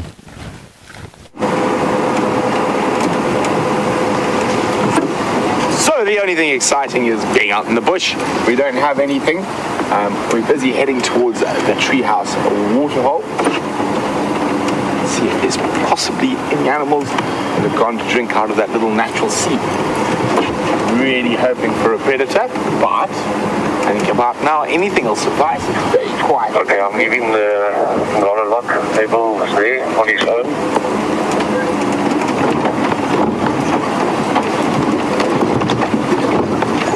Bouncy.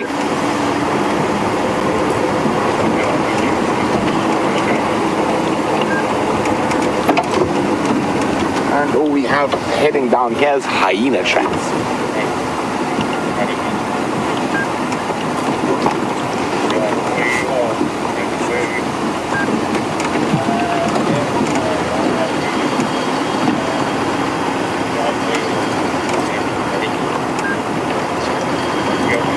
we had quite a nice little giraffe sighting earlier, and Benji M in LA, the City of Angels, would like to know, is the female giraffe always a lighter color than the male?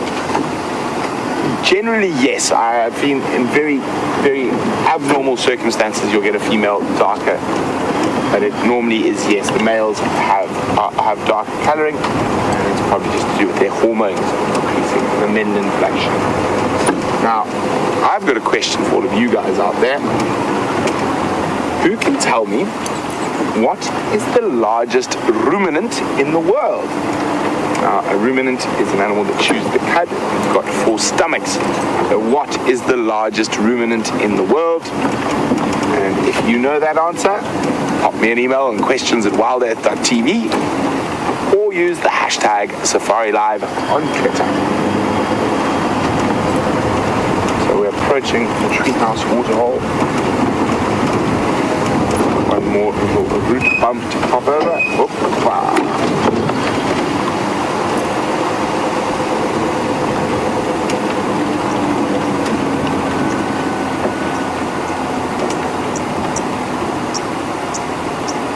Secretly hoping for the cheetah.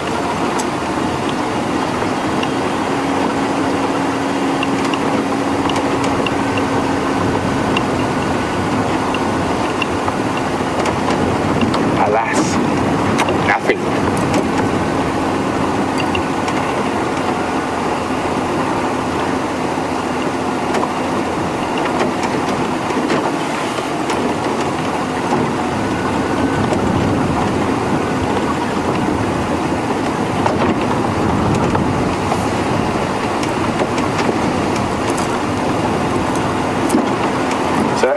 While we're having a bit of a quiet moment between sightings, another one on YouTube would like to know a bit of a backstory to my bracelets. I don't actually have all of them on at the moment.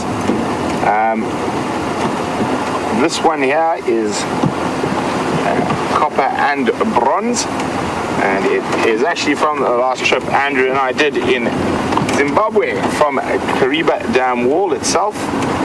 There we go. This one, if I remember correctly, is from Livingston in Zambia. And this one is actually from the Copper Belt in Zambia.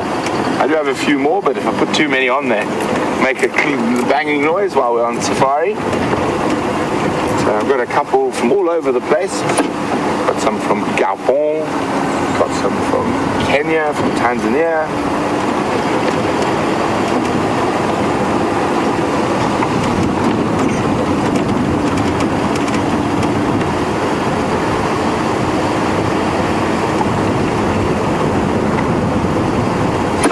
Scotty's got something really interesting, and we're going to jump across to him to see what the Jackie Hangman's been up to.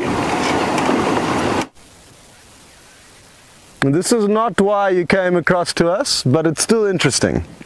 And what has happened here is that there's some ants that Steph tells me are called slender ants, that are very clever, and they cause these massive thorns from the acacia tree to swell, and they do that by irritating the plant when it's young and growing, and that causes the plant to send these growth hormones to cause this bulge. Now this bulge is then bored into through a tiny little hole. You can see that over here, and this whole chamber is then hollowed out, so it becomes a home. Here you can see inside, I think, a little bit. It becomes a home for these slender ants, and possibly they also may feed on the inner parts, and that is caused by that growth hormone called gibberellins that plants send out when they need help.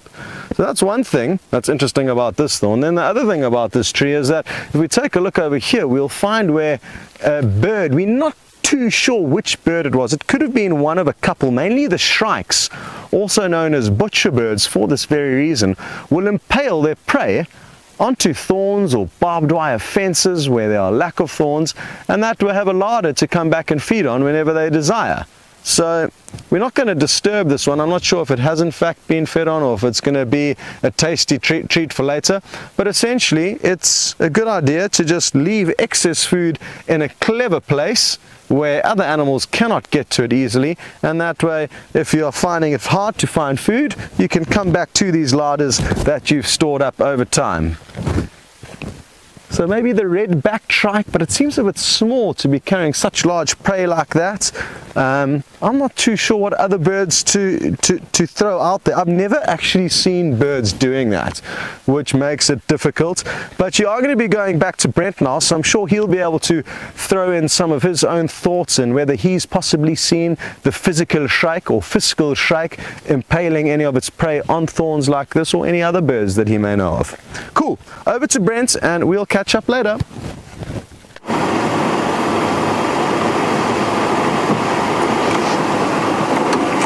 So Scotty found a dung beetle impaled on a thorn, and in this area the culprit is probably the red-backed shrike, and quite commonly do that fiscal shrikes as well, and I've seen them do it many times. Fiscal shrikes on our old family farm actually used to pin all the insects on the barbed wire fence around the house, and my grandfather used to call them the Jackie Hangman.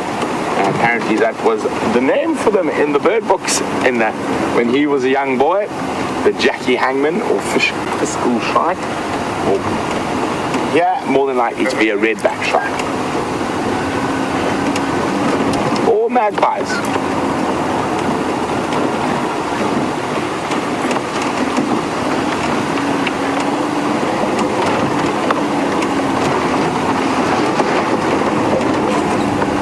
It's getting dark. I've already put on my lights, and you believe it, so early on. This cloud cover is producing difficult light.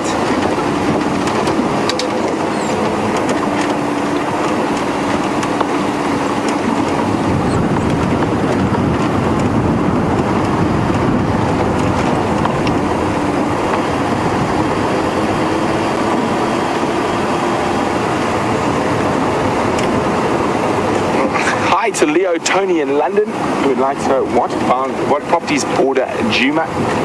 And he says Sydney's dam is off the north. Am I currently on the western boundary? Well, Leo, I'm currently almost smack bang in the middle of Djuma, on the Pangolin track. But the properties that surround us are Buffels Hook, Torchwood, Chitwa, Little Gowrie, Hoffman's, Arethusa, Sipambili. I think I got them all. Now, we only traverse on Arethusa and Djuma. Djuma is able to traverse on Torchwood, Buffels Hook, and Cheetah Plains. So they've got a really big traverse area.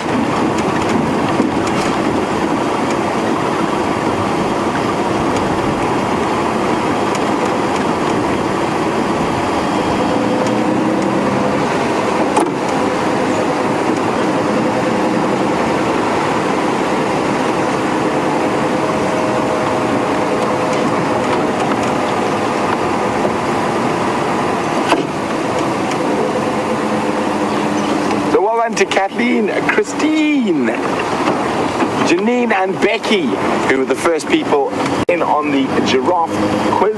Well done. Sorry, not the giraffe quiz, the largest ruminant quiz, and the answer is a giraffe.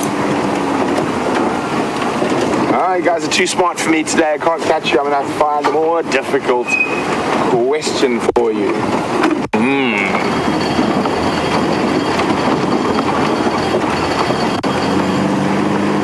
Second largest I have to think about is probably an okapi, which is the only living relative of a giraffe. And then after that, you're probably looking at Lord Derby's eland, and then Livingstone's or Southern Eland, the one that occurs in this part of the world, and then probably buffalo.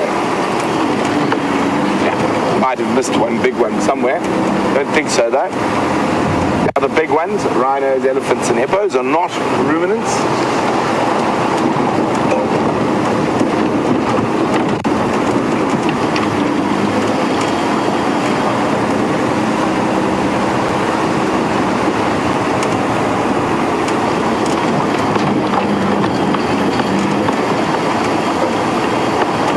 A cat in town camper is wondering, do we ever camp out in the bush?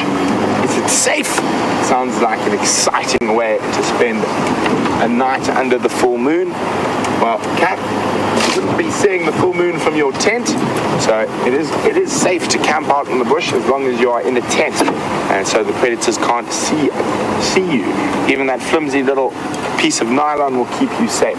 However, if you decide that you want to sleep outside under the full moon, when you get eaten, I think there's something called the Darwin Awards, and if you're stupid enough to sleep outside where the lions and hyenas are, it's better for the human race. But so we do camp out, but never out in the open. We will camp in a tent.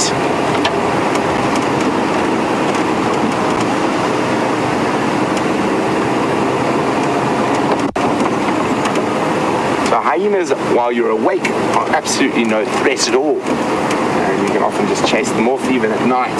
But when you're asleep, they are the greatest sneaks and will take advantage, and there are quite a few people, I've actually met quite a few people in African villages in my travels, missing pieces of feet, hands, ears, nose, face, skull even.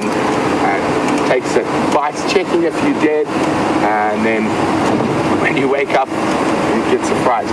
Actually, when I was in the Sabi Sands quite a few years ago on a property to the south of where I was working, and there was an old lady who was actually killed by a hyena. She forgot to close her door, and the hyena came in the night and dragged her off.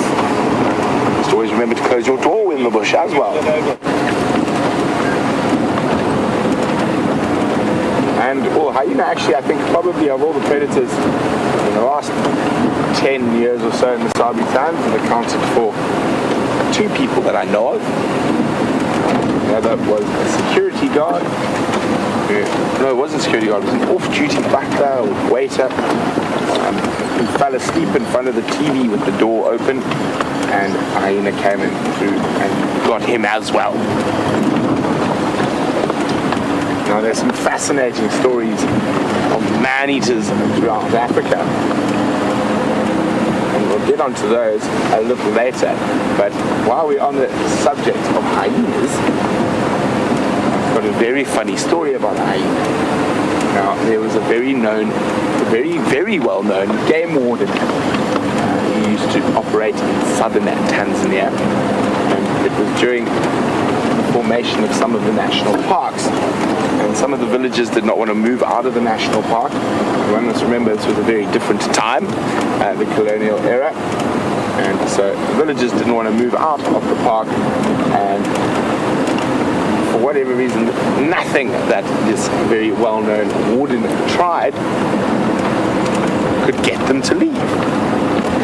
So him and his friend, who was the state vet for southern Tanzania, were probably sitting around a fire, imbibing an amber liquid, no ice, being that far off in the bush, and they came up with a cunning plan. Now, I'm not condoning this in any way, but it is quite amusing. So especially back then, rural Tanzania, even today, superstitions are very, very powerful, and hyenas are often associated with witchcraft, called the witch's pet or the witch's helper, said to be sent to do murders for witches, as well as witches' general transport around on a dark night. So they happened to have some ketamine and other drugs. They mixed them up and they went and darted this hyena, or a hyena. They then put a pair of khaki shorts on it. So like my shorts, they put the shorts on the hyena, strapped it on, and then went and woke the hyena up and let it go around these villages that didn't want to move. One look at a hyena wearing shorts and everyone was gone within 48 hours, convinced that the area was now bewitched, there was an evil witch coming, we got to get out of here, and now. So that was a very long time ago. That was probably in the 1940s, if I remember correctly.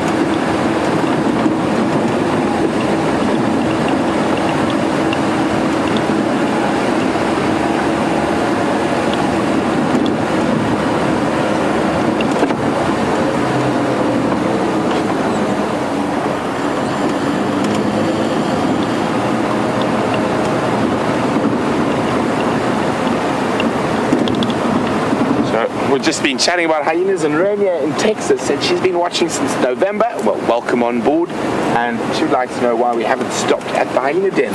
I was there this morning and there were no hyenas. So we have been there, but if there are no hyenas there, we generally don't show it to you and we just move on. So it's not that we haven't been checking, it's just that the hyena den hasn't been active. So we're going to continue on, see what else we can find.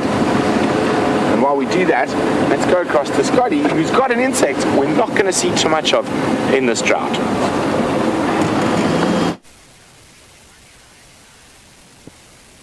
So as VM journeys along this thorn bush, you can now see a cicada, or cicada as it's more commonly pronounced in America. Interesting how we pronounce things differently in different parts of the world. And how awesome are these views? Got its big eyes staring down the barrel.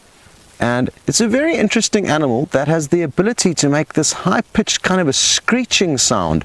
And they've got a drum-like organ called the tympanum that's got basically a tendon attached to the middle of this large kind of a drum, and the tendon is attached to a muscle that can reflex at incredibly high repetitions, causing that drum to wee sing.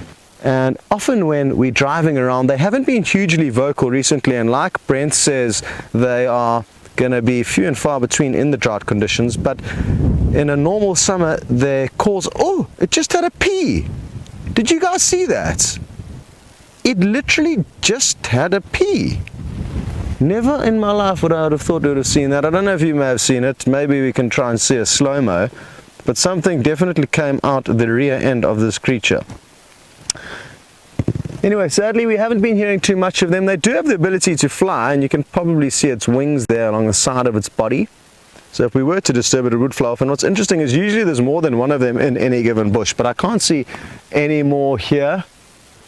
And Nikki has had a look in slow-mo. She has rewinded. She couldn't see anything. Maybe it was just me losing my mind, or maybe it did in fact do it and it was just the wrong angle for the camera to pick it up. It was obviously just a tiny little squirt. Now Brent tells me, well, I hear rather that Brent was telling you guys about hyena and how they can be very dangerous animals, especially if you fall asleep with your door open. And it does remind me of a terrible story from here in the Sabi Sands, where one of the staff members fell asleep in the staff TV room watching his favorite TV show, a late night movie, and the next thing, the night porters, the security guards who keep an eye on the camp at night, making sure all the guests are safe when they're moving between their rooms, heard this commotion, ran there, but by the time they got there, it was too late. So it is a very real threat, a very real reality that you do need to be extra cautious of. Interestingly enough, often all you need as a protective layer against these large, wild, dangerous animals is a tent. I mean, even a mosquito net offers enough protection if you're willing to. And I remember camping in various parts of very remote wilderness areas in Africa under nothing other than a mosquito net, which is a wonderful way to camp out. I probably wouldn't have done it without a rifle in bed next to me. And I'm told that this all originated from Kat's question regarding camping, and it's unbelievable how safe you actually are, provided you are just fully enclosed in your tent. You shouldn't have any trouble. You may have a few kind of hair-raising moments where elephants, lions, hyenas, you name it, come sniffing up to your tent, but generally all they're wanting to work out is what you are, and if the door's not open, they typically tend to leave you alone. And the beauty of camping with a mosquito net, like I was telling you about, is all you need is a mosquito net that I could bundle up into a backpack like this, a little rope that you just throw over a limb of a tree, and then you just pull it up, and you could literally just sleep on the ground or on a very small bedroll that you carry. I need to post some pictures of some of the campsites where I have camped in the past. I might even have some on my phone. I'll have a look through and see if I can show you. It was the ultimate in camping under these mosquito nets in the middle of Katavi National Park in Tanzania. A beautiful, beautiful wilderness area that I would love to go back to.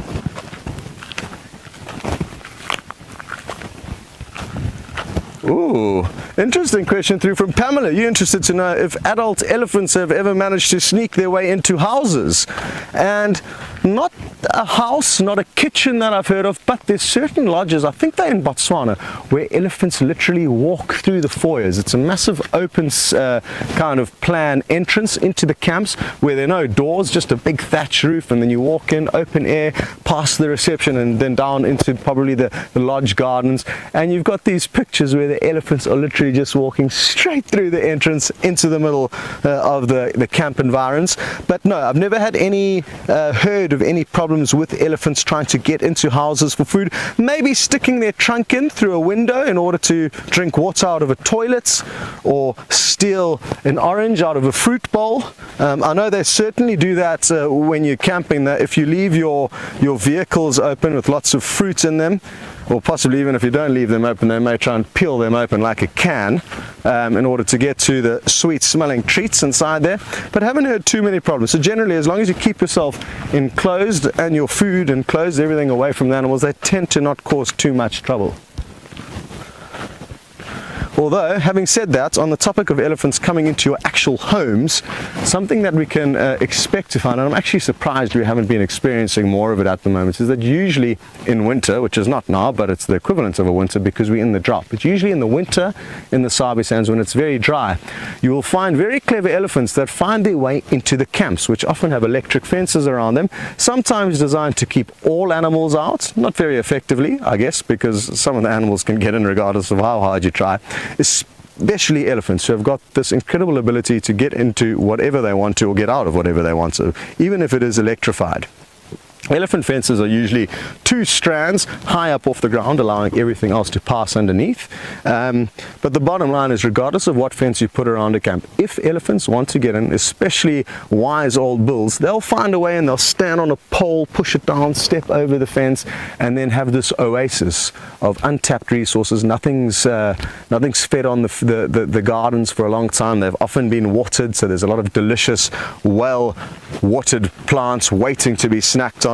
But here at Djuma, we haven't had any trouble yet. We've just had a hippo try to climb into the swimming pool. Can you blame it? Not really. But no problem with elephants yet, but it is something that is probably going to happen soon.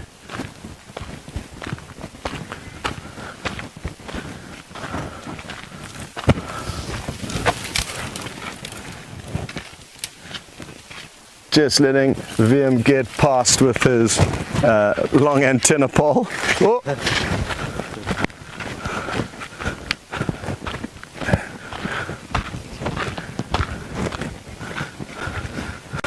Well, James Bear, you have just said that it wouldn't be a clever idea to apply the mosquito nets in areas where there are a lot of bears like North America, because they are not going to take heed to that thin layer of protection. So thank you for that advice. I will not be taking my mosquito net to North America when I finally do go in search of bears. And Mauricio is interested also just a little bit more on that topic, to understand how is it that the mosquito net or a tent is enough to prevent predators from actually just tearing it apart. And it's a good question. I'm not too sure. I mean, we need to remember that predators are opportunistic. So if the opportunity is good, they will take it. But if it's not quite right, you know, maybe they'll decide against it. So maybe that's just all that it takes. From time to time, maybe there have been some horror stories where, you know, a lion or a hyena has broken into a tent. There's always exceptions to the rule, but in general, as long as you're enclosed, they may sniff out of inquisitivity as opposed to hunger. It's not something, Mauricio, that they would have been actively seeking out. I mean, unless it's a man-eater, you know, they know that we smell like humans and buffalo smell like buffalo. So I hope that explains it, Mauricio. I'd love to chat more with you guys, but you are off to the hyena den. So no one is around when we popped in to the den this morning, but now it seems like everyone's out and about. There's the smallest You can see them from there. cub popping out. Thank To you. the right. There we go, the youngest member, born around January.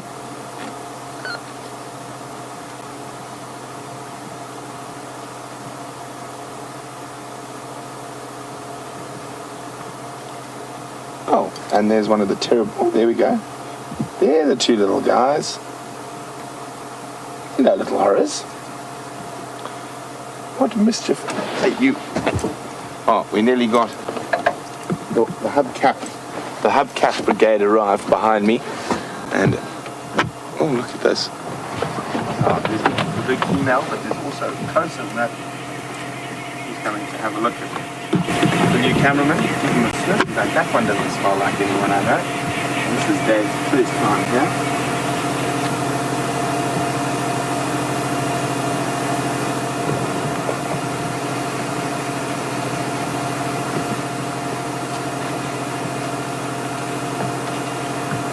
There you go, a bit of greeting. A terrible team. See the submissive behavior by the terrible team. Lifting the leg, showing the exposed soft underparts.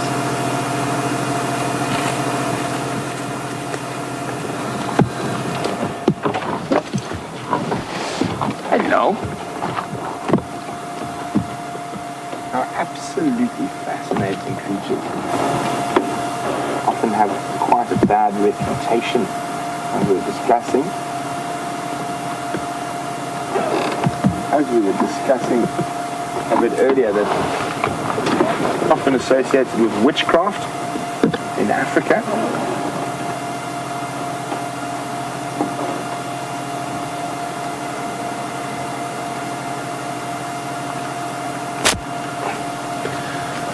And lots of folklore surrounds hyenas in Africa, and from a European point of view, they're often considered to be quite cowardly scavengers. So there's some mischief happening in front of us.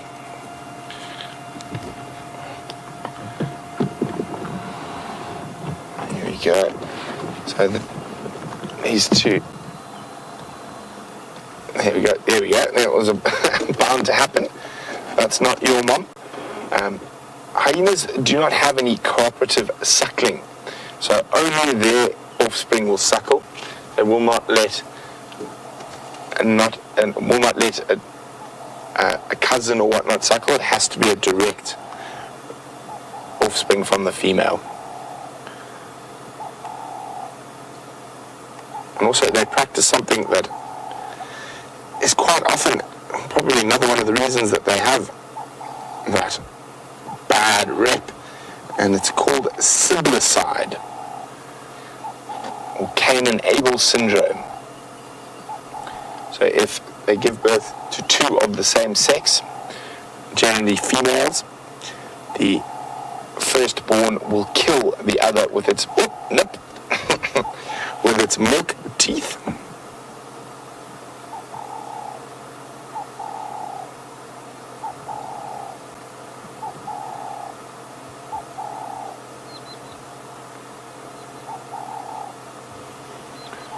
And very, very fascinating.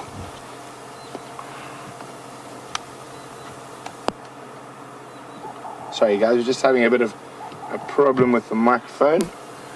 Hopefully that fixes it. Oh, chase Dilf. I'm just causing trouble there.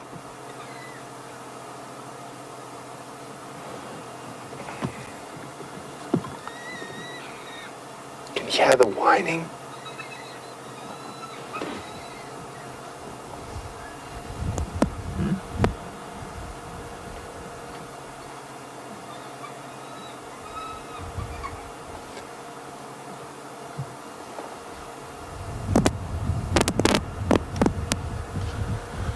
Sorry guys, we're still just trying to sort out what's going on with this microphone here.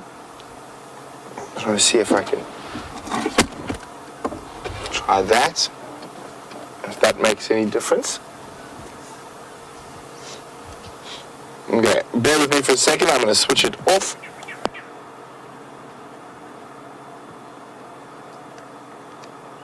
And on. So if we go a little bit to the right, the mother of those two little tiny black cubs is just, we can just make out her back. Up, sorry. You see there? There we go, to the right. And center screen. You can just see the back, and I can hear the cubs suckling and whining. And obviously fighting over teats. Now, hyenas have some very, very interesting adaptations, being the only truly matriarchal society.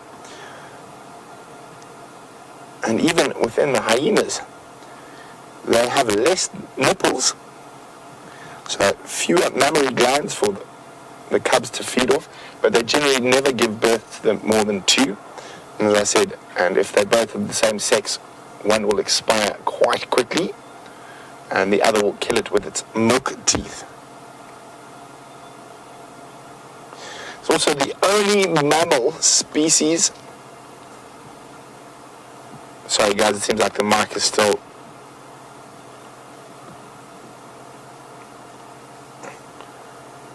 Just going to keep quiet, and Dave's going to take you on a tour of the hyenas while I try to fix this mic.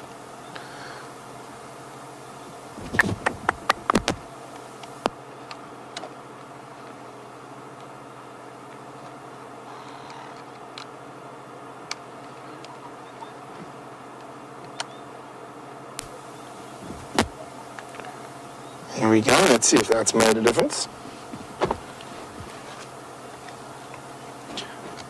Okay, when in doubt, turn everything off.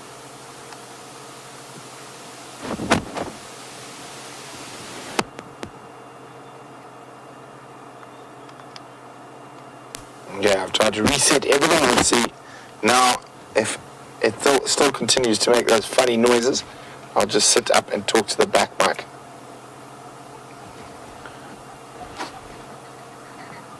The little one's out.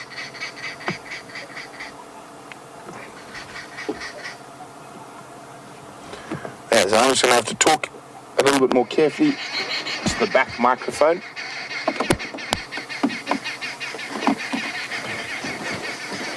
So it is incredible now. Look at the little ones there. So you've got a stick in its mouth. We decided playtime is, or dinner time's over. It's now time for playtime. It is also the only mammal that lacks an external vaginal opening. So that elongated clitoris is also part of their vagina. And so generally also with the first set of cubs born to a young female hyena, they normally die because that opening is very constricted and they suffocate during that first birth. But then after that, the females are able to give birth with a lot more ease.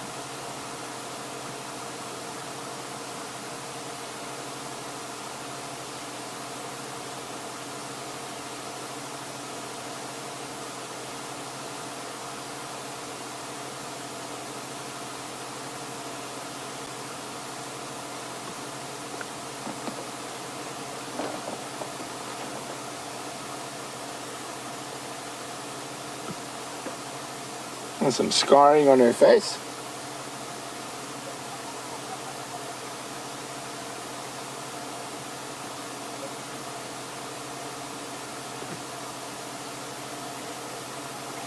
Sandra in California says she's learned so much about hyenas and has a special affection for them since watching Safari Live.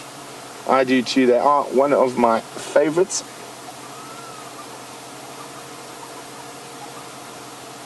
Just hear the little ones cackling away in the distance.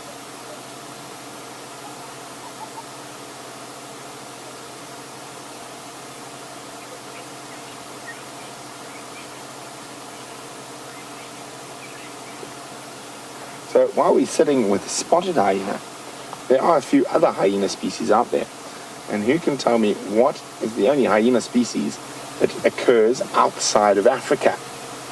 And if you know what hyena species occurs outside of Africa, pop me an email on questions@wildearth.tv, or you can use the hashtag SafariLive on Twitter.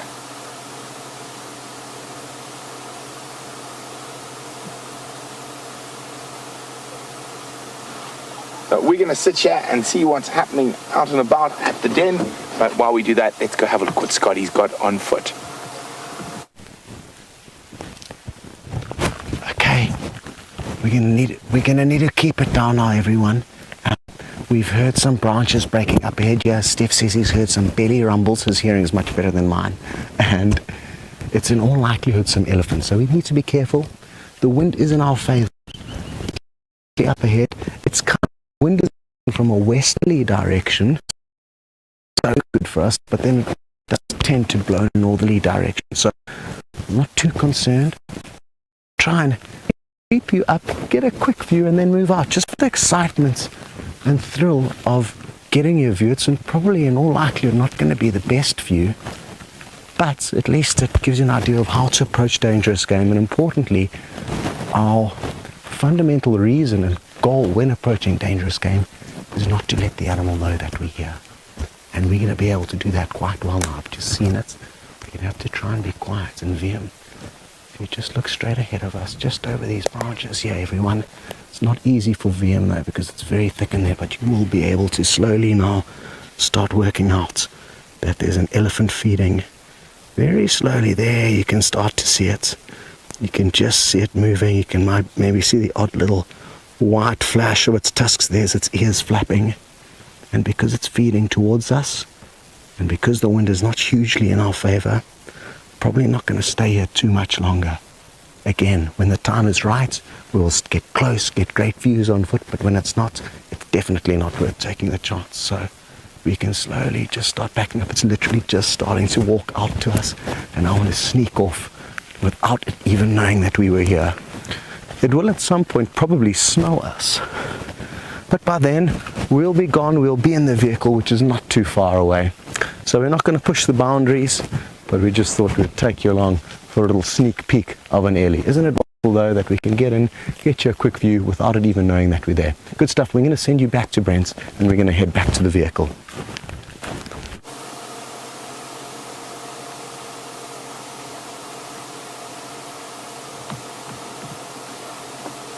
There we go, we're still here. It's quite cute. The little guys, most of them are sleeping at the moment. Not too much action happening. We can chat a bit more about hyenas. So the spotted hyena, crocutta's ancestors broke away from the hyena, larger hyena supergroup or subfamily that holds the other two hyena species. I nearly gave it away there. And about 10 million years ago. And at one stage, they've had multiple migrations into Europe, reaching as far as France during the about 360,000 years ago. But humans and other factors such as climate have forced them back down into Africa, spotted hyenas particularly.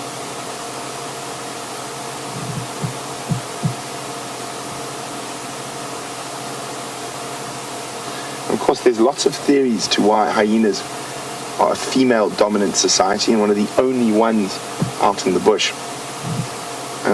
There's a couple of different ones, and one of them is that they needed to become bigger to compete with males at the kills to be able to provide enough milk for the cubs. And the other one, which runs sort of conspecifically with that one, is that the cubs take such a long time to develop those massive skulls and muscles around those jaws to enable them to effectively crush bones, and that the females need to look after them for a lot longer, and that's why the females have become bigger and more dominant.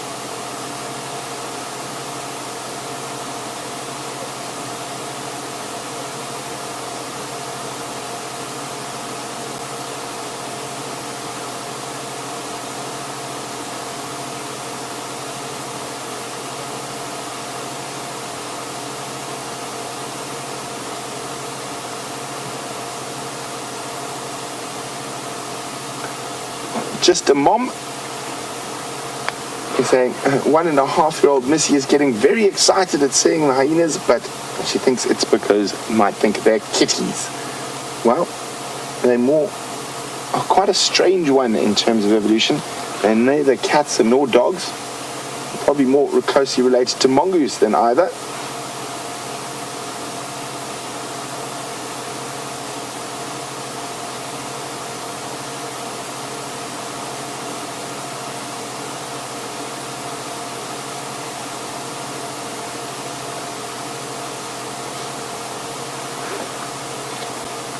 So Marianne in Arkansas is saying it looks like hyenas, she's just noticed that they lack defined whiskers.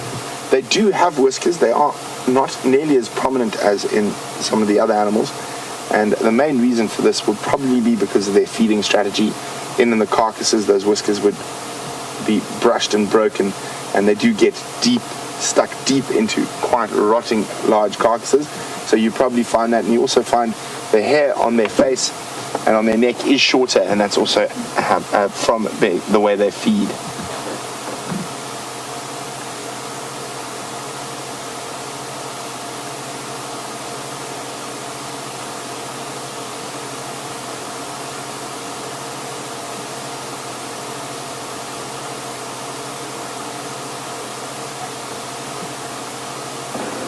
So as we look there at a little cute hyena cub, Cindy in Florida is wondering how many cubs can a hyena have. Cindy, generally I've heard of in freak occurrences in captivity of them giving birth to 3 or sometimes even 4, but in the wild 2 is generally the maximum, and if they're both females, the firstborn female will kill the other female.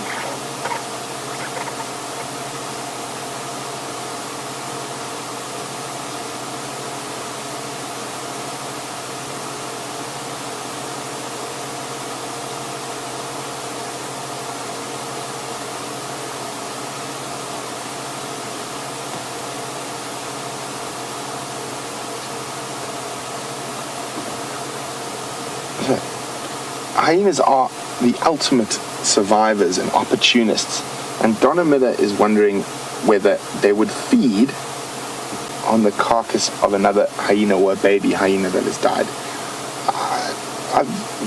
Very possibly, Donna. Hyenas will literally eat anything.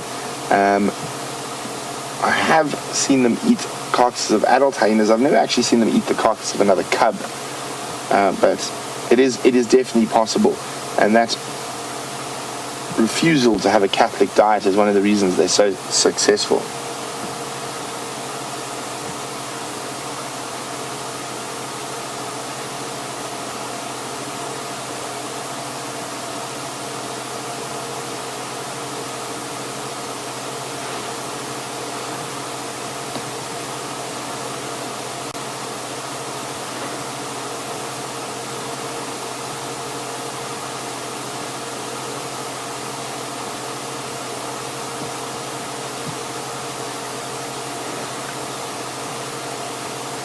There you go, all lovely and peaceful here at the hyena den. And Robin in Maryland is wondering, do the hyenas have rounded or slit pupils like the big cats or like the small cats? And well, Robin, hyenas have rounded. She's also wondering about serval and caracal, and to be completely honest, Robin, I'm not 100% sure. I know African wildcat has slit pupils, but with those medium-sized cats, I'm not 100% sure, so I'll have to actually look that up.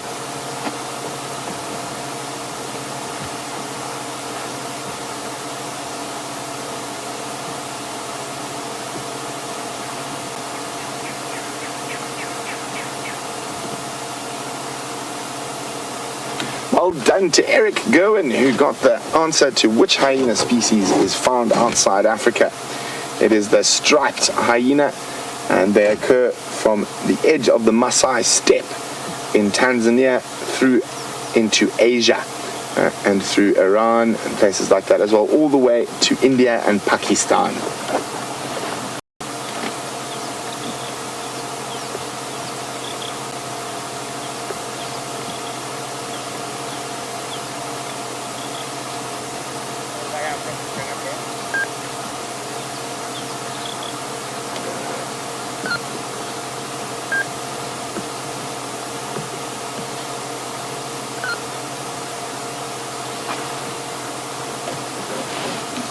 So, in most African cultures, hyenas have such a very bad reputation, but there are some African cultures where they're a deity. The Tabwa in East Africa, from East Africa, they portray the spotted hyena was actually a gift from the sun to come down and warm the cold earth. Isn't that nice? It's probably one of the only positives I've ever found in mythology about spotted hyenas. Normally they're considered to be brutish, lazy, sneaky and stupid, which they're of course none of the above.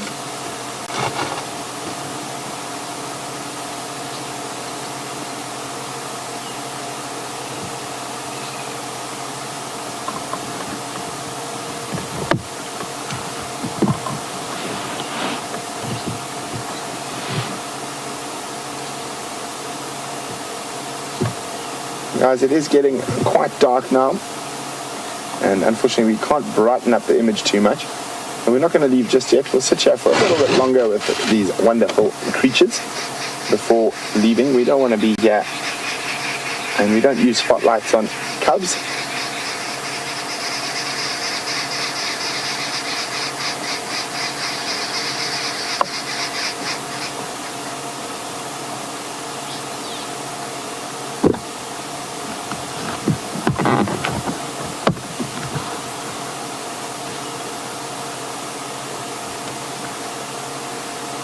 Well, Safari Dean is being a jokester. He says it's a female-dominated species because it was a big female cat that mated with a little male wild dog.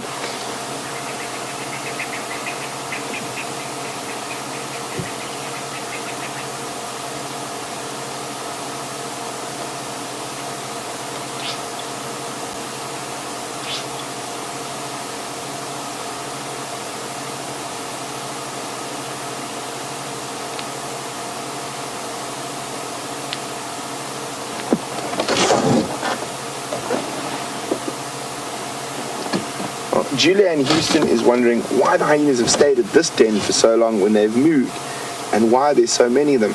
Probably because it is such a large den, Julia. And also the drought is probably playing a part that a lot of the parasites haven't bred. So the fleas and things like that might not be as common as they would be when we have lots of rain. So that's possibly another reason. So they're not being irritated by ectoparasites, and therefore are able to stay at the den longer than they would have traditionally, because the den would have become infested. Now, on our standards, you'll probably find that that den is still infested, and if you had to walk there, your legs would be absolutely covered in fleas.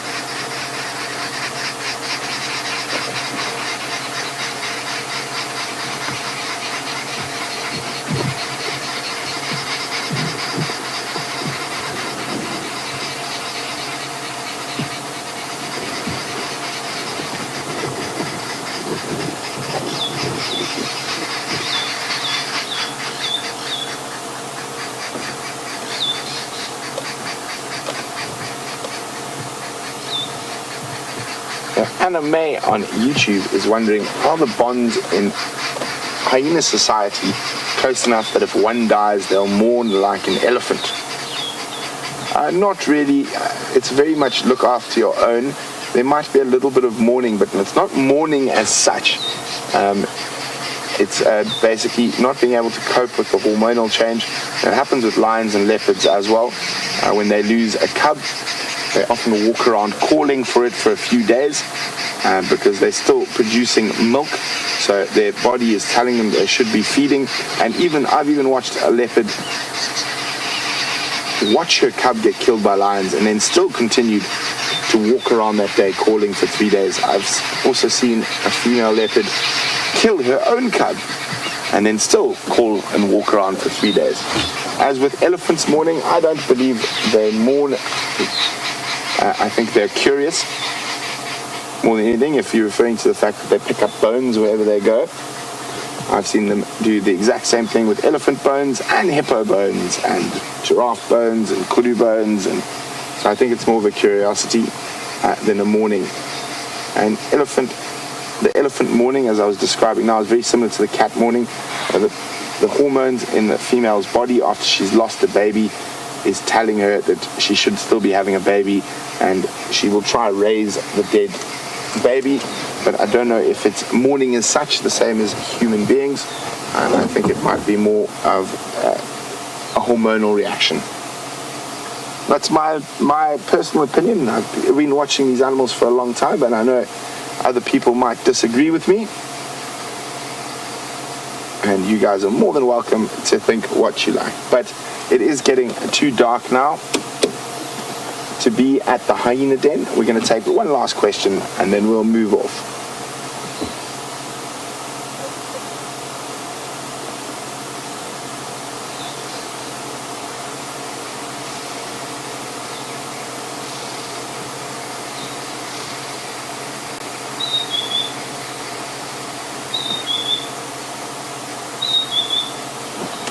So Hilma in Holland is wondering if it's also true if two male hyena are born, will they also kill? Yes and no. Sometimes it will happen. I think it might. It just depends. Sometimes it doesn't happen. But generally, when you have two cubs from the same litter, there will generally be a male and a female. Or they might call. No. I just heard the one female start and then went, boom, head flat. So we're going to leave the hyena den. It's too dark for us to be here much longer. So we're going to cross back to Scotty, and I'm sure he's just going to bid you adieu because it's getting too dark to walk as well.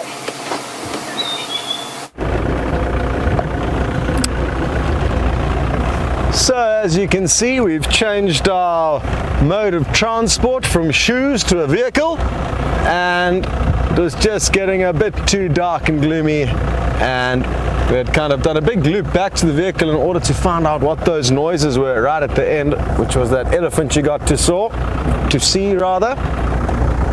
Well, what a wonderful afternoon it's been. Great to have you guys with us as always, and thanks Genevieve in New York for your feedback regarding your insect list that you're working on. And that is the beauty of being out on foot, is that you get to explore some of the less known, less well identified characters of the African wilderness.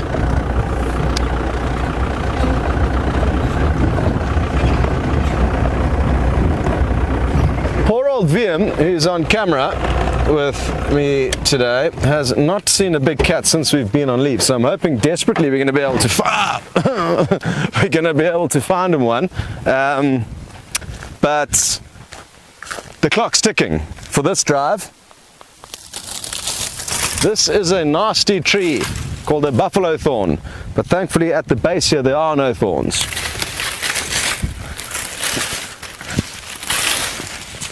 And you'll see how hard it was for me to pull, not because it was heavy, but because all of the hooked thorns were getting caught on everything that they got dragged past over there. Just before you joined us, we also removed another ziziphus tree out of the middle of the road. So the elephants, and this is interesting because the ziziphus we moved earlier was alive and it had been snapped in order for the elephant to feed on some portions of that tree that weren't easy to access, yet this is old. There's no leaves in it, but it's still on the road. So you ask yourself why, and that is because that dead buffalo thorn would have been providing a kind of nursery effect for small pioneer plants to pop up. It was protecting them, preventing other animals from feeding on them. A lot of the antelope that don't have the power and ability to pick something up and move it, and that is why that one was in the road.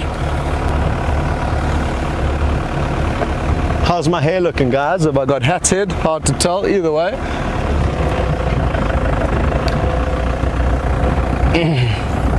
Sure, I gave my knee a nice wallop. It's actually bleeding, so you should all feel deeply sorry for me now. I may even stop and shed a tear.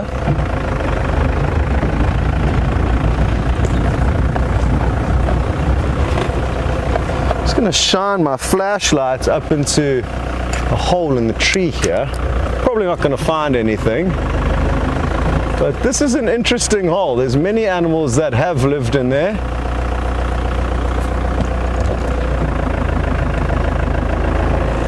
Let's just stop and have a closer look. I think I may have actually seen a gecko running around in there. It may have disappeared, but you guys are going to get to be able to zoom very close up into that cavity.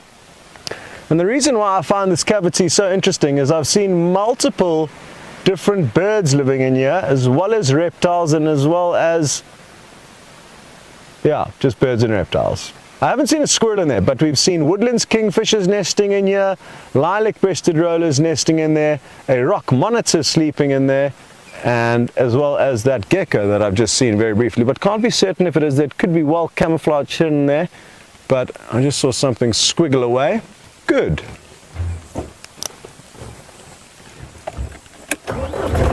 And we had an awesome sighting last summer when woodlands kingfishers were nesting in there, and we were waiting patiently for the adults to return to watch them feed the chicks, and you wouldn't believe what one of the adults brought back. It brought back a snake.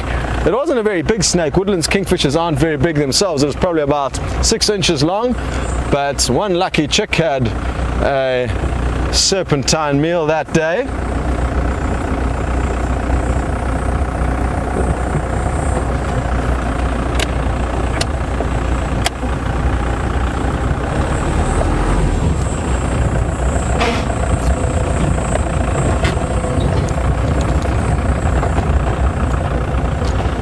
Annie in British Columbia, you would like to know how much the drought that we're experiencing has affected the bees and the amount of pollen that they're making. And I'm sure it's had a very large impact actually on the amount of pollen and nectar that they've been able to collect in order to make their honey, because the vegetation certainly hasn't been getting the help it's needed.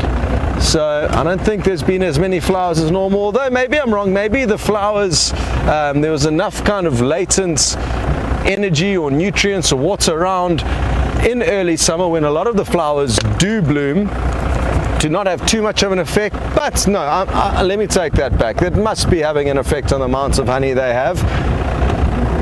And I guess for a lot of the animals that rely on anything vegetation related, like bees, like the herbivores, it is going to have effects on their lifestyle and how easy things are going for them at the moment. Oh wow, look at this. There's a hyena. I'm just going to try and creep up to it. It looks like a youngster. It's still very spotty and appears to have quite a long coat. Where should I stop? Maybe here's going to be a gap. Oh, perfect. I think that's going to work. How's that, Vim? Got a very black end to its tail as well. Very distinctive. Yay. Well, sorry, Vim. It's not a big cat, but it is kind of technically, because they are more cat than dog, the hyenas. So it's like a big mongoose, Vim says. That was awesome. Well, I hope you all enjoyed that very large mongoose sighting we've just had.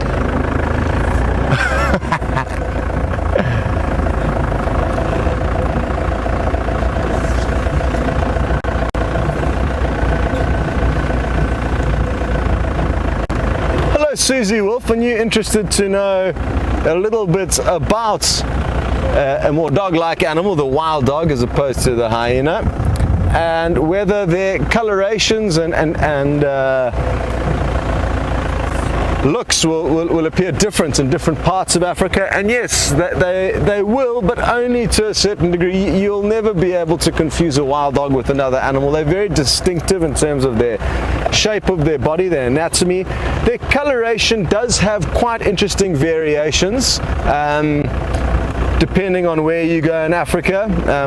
In the Aberdare Mountains, where I've spent a little bit of time in Kenya, I noticed that the wild dog were big up there. They were considerably stockier and more bulky than the wild dog that I've seen elsewhere in Africa, and they also had particularly dark coats. There's other parts of Africa where some packs have got particularly light coats, but I haven't spent enough time with enough different packs of wild dogs to be able to give you huge insights into that, but there definitely are differences. Look at how cool this bird is in the road.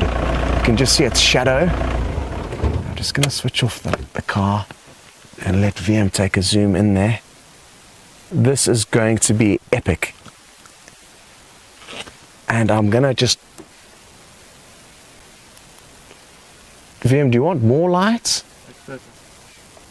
What you may be able to see if you look very... off it goes. There's such... Oh, you're back. Welcome back. Thank you for coming. And what they do is they like to place themselves on roads because it usually means the clearest skyline above them will be on a road because there's nothing growing out obstructing their view. And as insects fly above them, they fly up and catch them on the wings. And I don't think I've even told you what kind of a bird this is yet. It's a nightjar. Which kind of nightjar? It's close to impossible to tell unless we were to catch it and open up its wings, or if we were to hear it call. The fiery neck nightjar is one of the most common nightjars that we hear calling here, but they haven't been very vocal. They were vocal in early summer. Good Lord deliver us is what their call rings out. Now VM, I don't know if you can punch zoom onto its beak or if it's too risky or if the light is too low. Okay, you maxed out, but they have what are called rictal bristles, which are basically like a whisker that grow out from... Oh, I wonder if it caught a little insect there. Possibly. Anyway, what we have are these plants called plants. They've got these little whiskers called rictal bristles that grow out in a forward direction like this, creating a bit of a funnel into their beak. They didn't have a big beak, as you can see there, but their mouth is huge. It can open into a massive cavity that insects can go into with the help of those bristles that help feed the insects into their mouth as they catch them on the wing. You would have also noticed they've got massive eyes. They're quite owl-like in appearance. And well then, VM's multitasking. He's shining a torch, working the camera. This is not one of our regular broadcasting vehicles, but it is great fun taking you guys on something that's a little bit different, and changing the scenery is always pleasant, and I guess that's exactly what this is. It's just a little change of scenery for everyone involved. Come on Tingana, let's find VM a big cat to film. Tingana is a big male leopard, for those of you who are new to the show and wondering what on earth Tingana may be. He is the big dominant male leopard who we see here more frequently than any other big males at this stage. He's slowly but surely shifted from Arethusa across onto Djuma in the year that I've been here. Now he basically takes up our whole area of traverse and even more than that. So he's the big male that we see.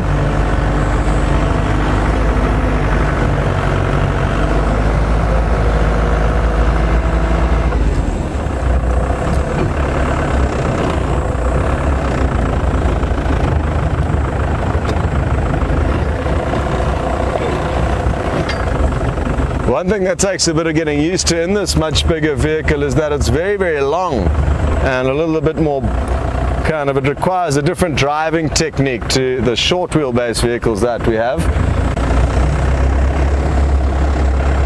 And like I was saying this morning, problem that's often made by a lot of people on safari is that they think that the best seat on the vehicle is the back seat, which is not necessarily the case, especially if you've got a guide who drives quickly.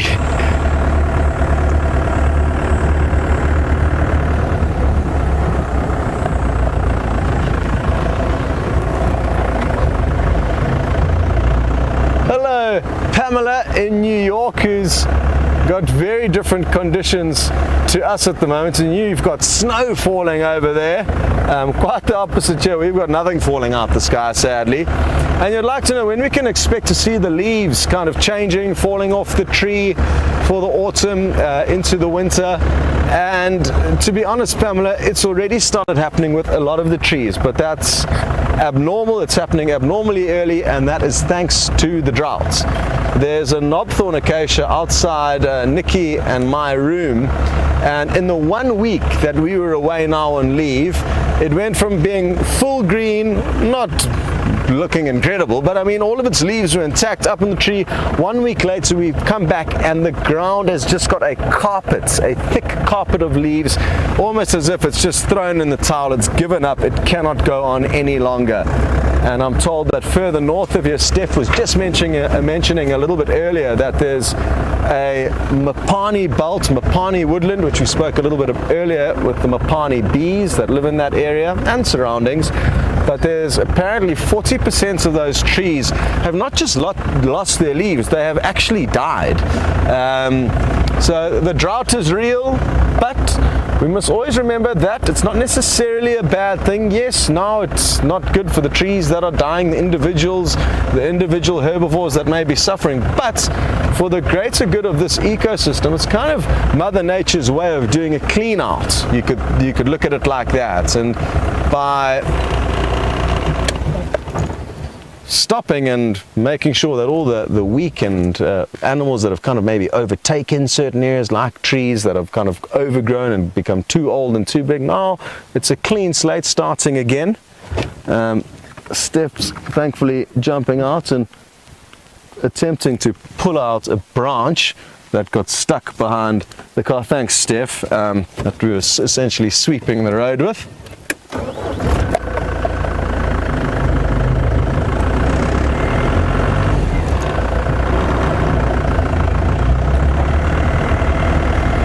Pamela, good luck with the snow. It's been many years since I've been in snow and quite looking forward to my next skiing trip. Who knows when that'll be though. Anyway, it's been a wonderful, wonderful afternoon with all of you guys, and thank you for joining in. Make sure to join in on the Sunrise Safari. Who knows what's going to be happening then. It will be James and myself out. I'm not sure who's going to be doing what yet, but I guess you just got to tune in to work that out when it happens. VM, thank you very much for your work on camera. Steph, the Mystic Boer, as James call him, thanks very much for your help in keeping us safe, as well as finding Cindy that praying mantis within 30 seconds of her request. That was ridiculous. And of course, to all of you guys, thanks for your questions, comments, contributions, and well done to Nikki, who's directing the show, and to Leanne, who's been lending her a hand. We are going to send you back to Brent for the last few minutes of the safari.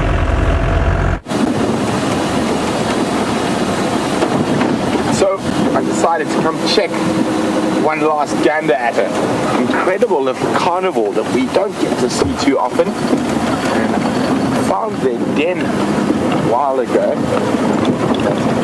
It's too light for them to be out when we go there. So I'm going to come have a quick look now, just before the end of the safari.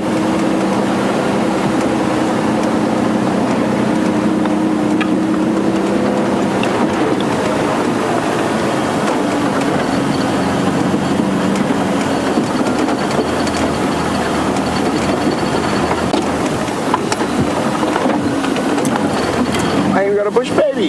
No white-tailed mongoose, but a bush baby. You got him there, Dave. Center spotlight.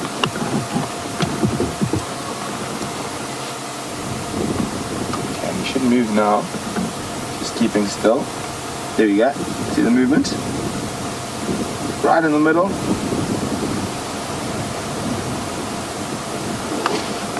Yep. There we go. Oh. Try to get a little bit closer.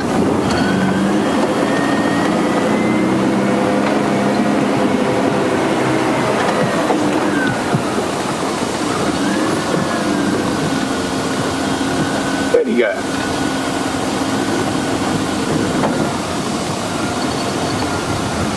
So Laura in Pennsylvania was wondering, do normal guests ask as many questions as you lot? Most definitely not. No, I'm only joking, they do. But thanks everyone for joining us on tonight's Sunset Safari. The bush baby has jumped off. Unfortunately, the lions seem to have left. But great job to Scotty and Steph for tracking them for as far as they did. And Scotty got to show you some incredible little creatures we don't often get to see from the vehicles. But from myself and Dave, don't forget to join us on the Sunrise Safari, and toodles for now.